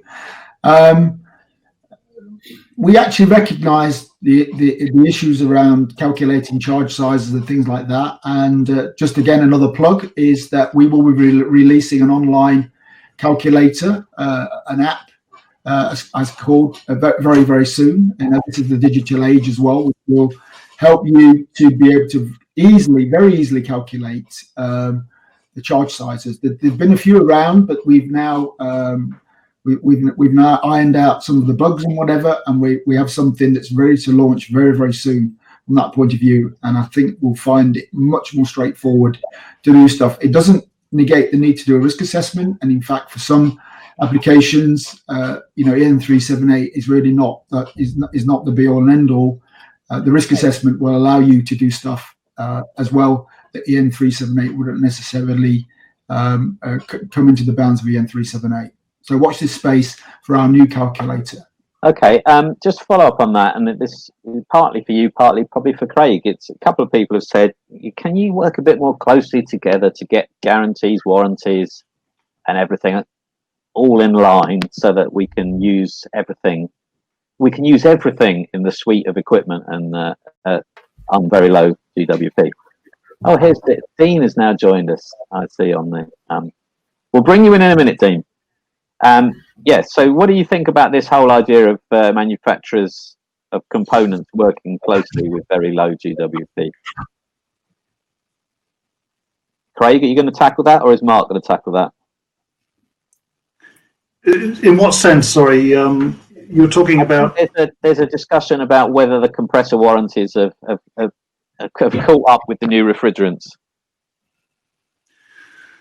I think we're still in the very early stages. The warranty issue itself is, for me, nothing has changed specifically, because once we've released a product to the market, it's gone through extensive reliability testing, and it's business as usual. I think what's interesting in the case of Asda, which Mark alluded to earlier, is that here we've had a very collaborative approach between end user, consultants, the refrigerant supplier, and the OEM system manufacturer, where indeed throughout that entire development there's been a lot of discussion about safety assessment, so on and so forth. So that process has led to a very robust, I would say, a very robust design and installation, and that underpins any kind of warranty or guarantee strategy anyway. But from I'm not sure what's behind that question specifically, but I think once a product is released, it's CE marked, it's been through all of the pretty stringent life testing that we've had to perform, then there should be no lack of confidence in the system. Yeah, I think for can I just comment? Sorry. Yeah, I'm just going to comment that we work closely with the major compressor manufacturers, and in fact, the good news is that with in terms of our work with Emerson, our products are on their selection software. So, it actually comes to the position where customers of Robert can now select compressors in the Emerson range. So, I think we've gone to the point where we're not really having to wait around. Okay, not everything's there, but there's enough to get people started. Okay, just for Craig's benefit, I think this is a regular question that comes up probably every year at question time, which is, why can't the supply chain work even more closely together? I know you are working closely together, but it's that age-old discussion about integrating everything. And I think, speaking on everybody's behalf, innovation, it's very difficult to coordinate across global platforms, isn't it, when something new comes in? Ideally placed, because he's working with a lot of refrigerants, I believe, is Dean Frost, who's now joining us. So, Dean, you missed the bit where I said introduce your perspective on the future for low GWP, but feel free to tell us what's going on in the world, your world, and how you're approaching the future. Yeah, sorry about that technical issue earlier, Andrew. And right. Thank you for the invitation. So my name is Dean Frost. I'm the Managing Director of A1 Engineering and Clade Engineering Systems, manufacturer of low GWP and natural refrigeration solutions. I think first of all, we'll look at where we are today. From a service and maintenance perspective, and this is sort of referencing some of the comments that were made earlier by Graham. From a service perspective, we've not stopped working. A1 Service and Maintenance Division has continued throughout this COVID crisis, and our teams have been out in stores every day. We've not furloughed anybody. There was a question from one of the participants about furlough. There's been nobody furloughed from our service division nor our commissioning team. We've taken the opportunity from a commissioning perspective to redeploy people and put them onto the service and maintenance PPM tasks that need to be done before summer. So that's worked quite well for us. However, the story in other parts of the business is not quite as rosy. If we look at our contracting division, the workload 4 or 5 weeks ago dropped through the floor, as I'm quite sure it has done for many other businesses in the refrigeration sector. And we have had to furlough people in that area. In terms of manufacturing, we have an order book, which was healthy, and we are working to deliver that order book, and that sort of goes beyond June into July and perhaps into early August. But at the moment, beyond that, we are not seeing a massive amount of activity, and there's still a lot of uncertainty from the food retail sector, whether they are going to ramp back up again and continue to deliver the projects that they had planned earlier this year. I think that raises for me 2 issues. One is, obviously, there's a big drain in terms of finance coming into our business. Graham, Mark, and Mark also all talked earlier about training, I think. Where we are now is, are we going to be able to afford that training this year? Because something's going to have to give. We have to keep people employed first and foremost. And Graham mentioned the opportunity to push back some of the training and qualifications and the renewal dates. That might be really important just because of the affordability. And secondly, I think the thing for me is are we going to learn some lessons from this crisis in terms of manufacturing in country here in the UK? We've seen what's happened with the health sector and the requirements for PPE, etc., etc. Okay, in a different context, at some stage in the future, we might need manufacturing of the type that we do in Clade and A1 Engineering to be based in these shores or closer to home.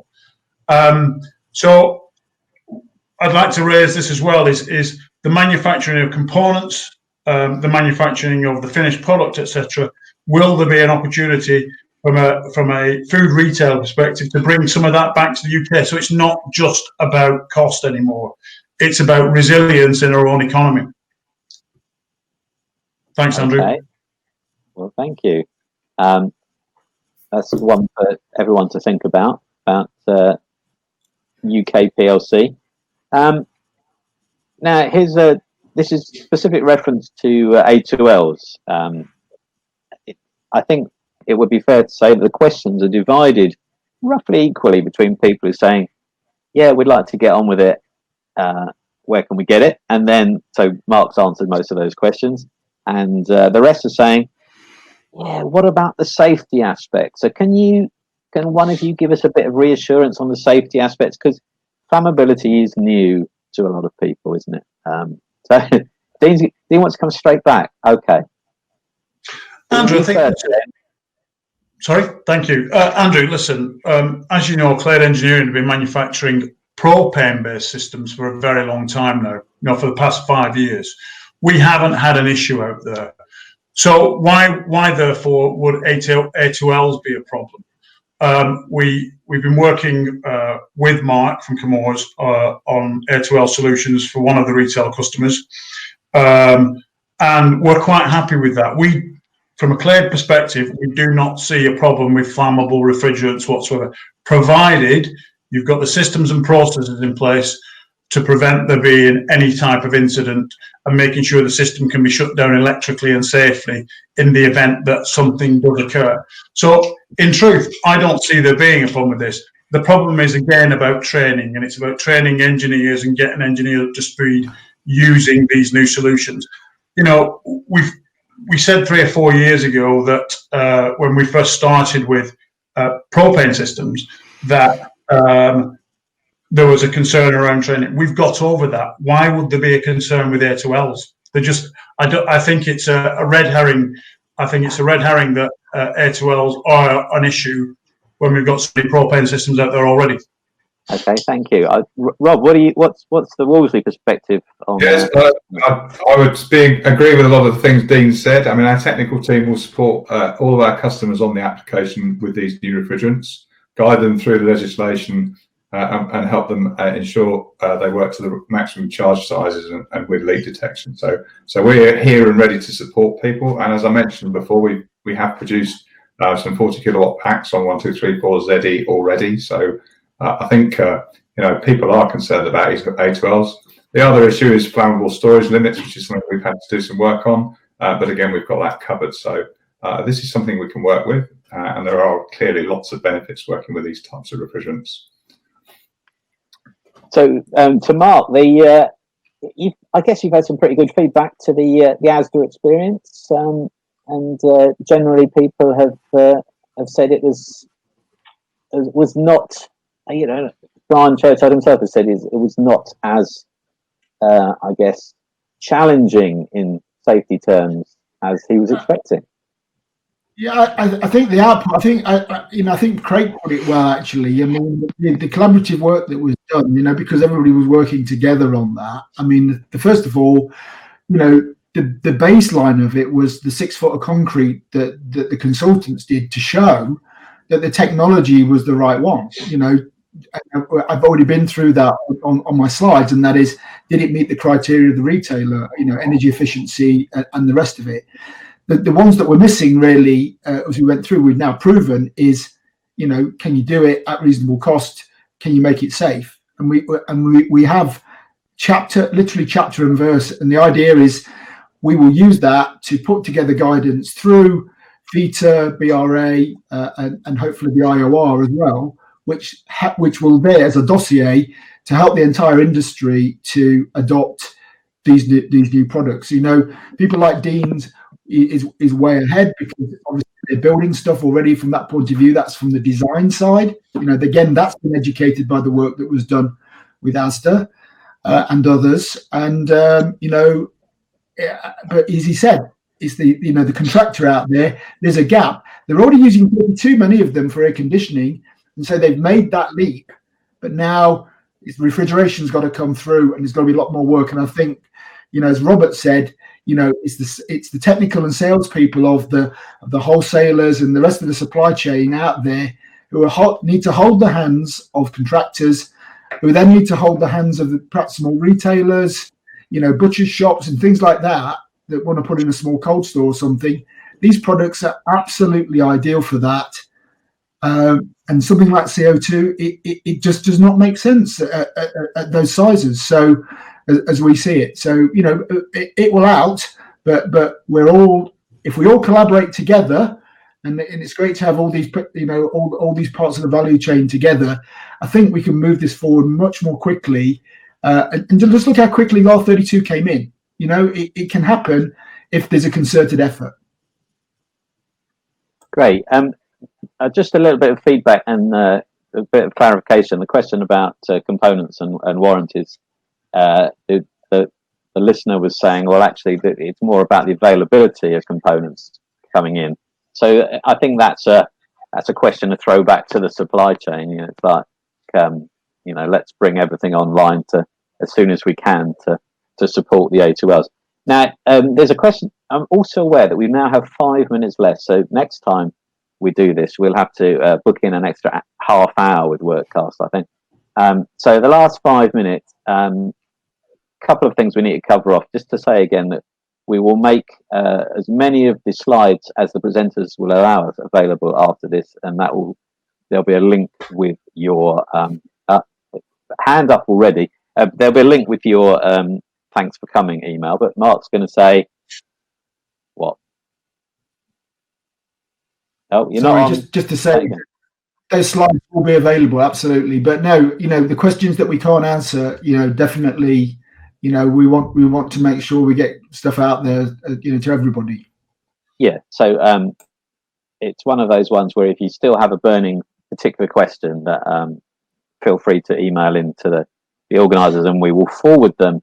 And we won't take any responsibility after that, but we will forward them.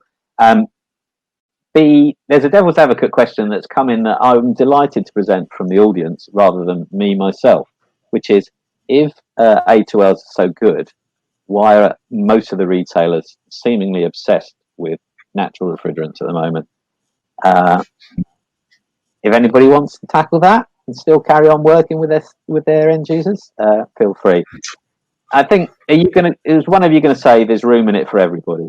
I think, Dean, you're playing across the piece. Yeah, listen, I think it's fairly evident that from our world in food retail, that there is an opportunity to replace systems on a like-for-like basis, large refrigeration systems, or at least reduce the number of HFC packs on perhaps by a third or by a half, and replace those with CO2 equipment, and in some instances with some retailers replace it with propane-based water chillers and what have you.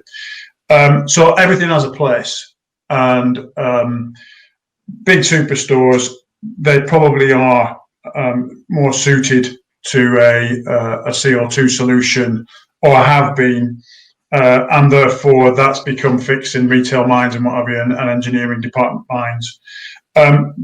But as we've seen, and we've already mentioned as is on the call, as we've seen with Asda, they're ploughing ahead with the A2L solution. So definitely it has a place. I don't think there's one fixed way of doing things. I think many of the retailers will choose different methods and will continue to do so for the foreseeable future. That's a good positive spin on there's room in this for everybody. So I'm afraid we are at the point where I have to do that.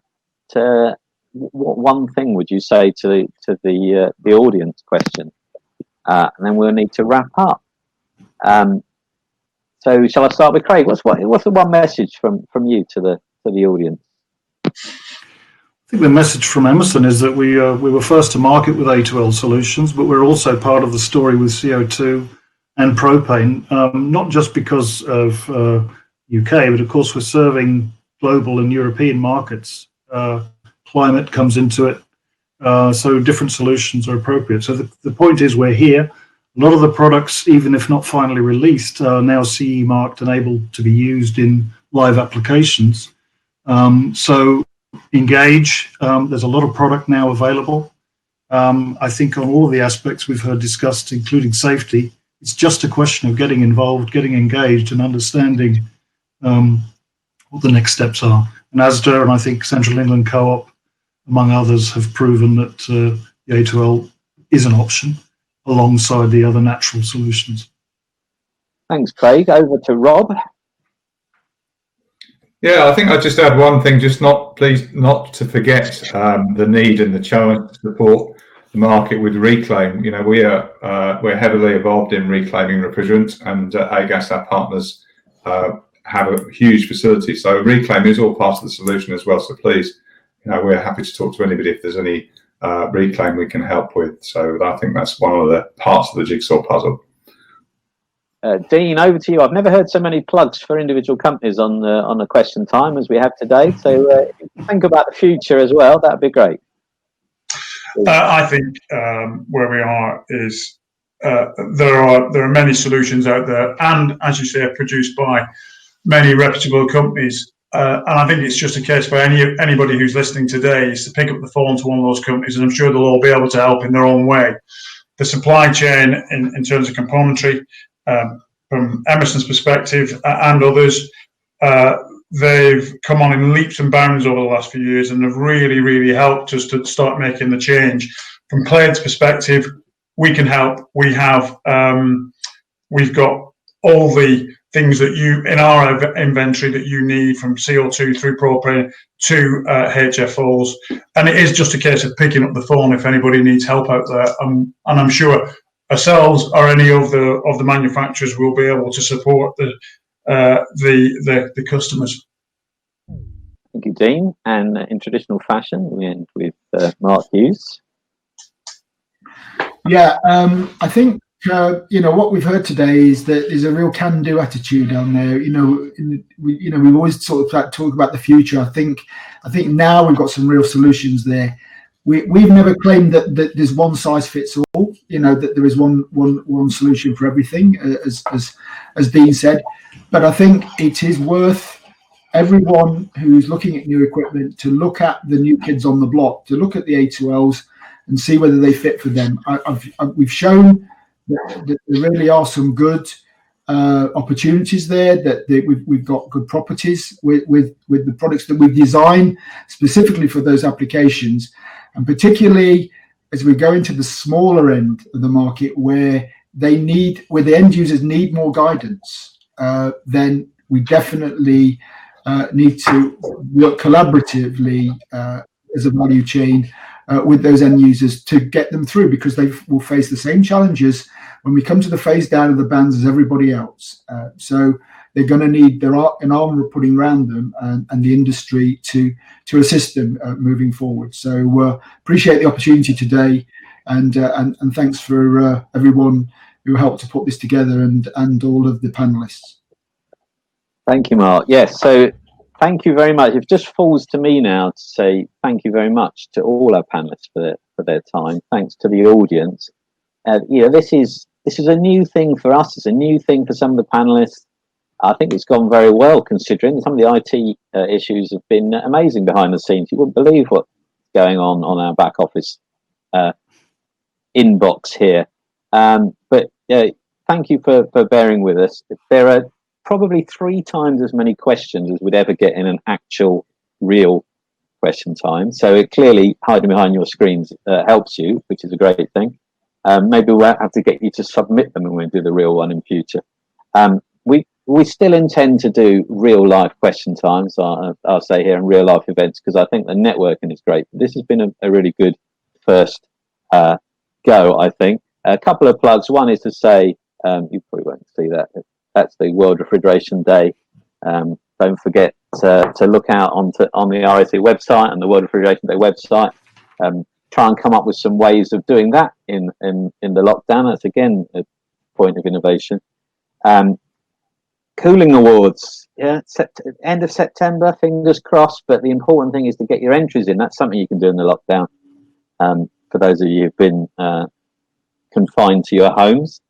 And RAC will be online. The digital edition will go up first in the lockdown, because I know you can't, many of you get your magazines.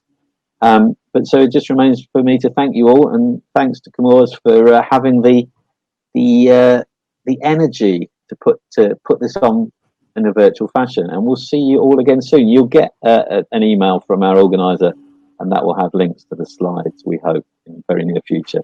Thanks for watching. Bye.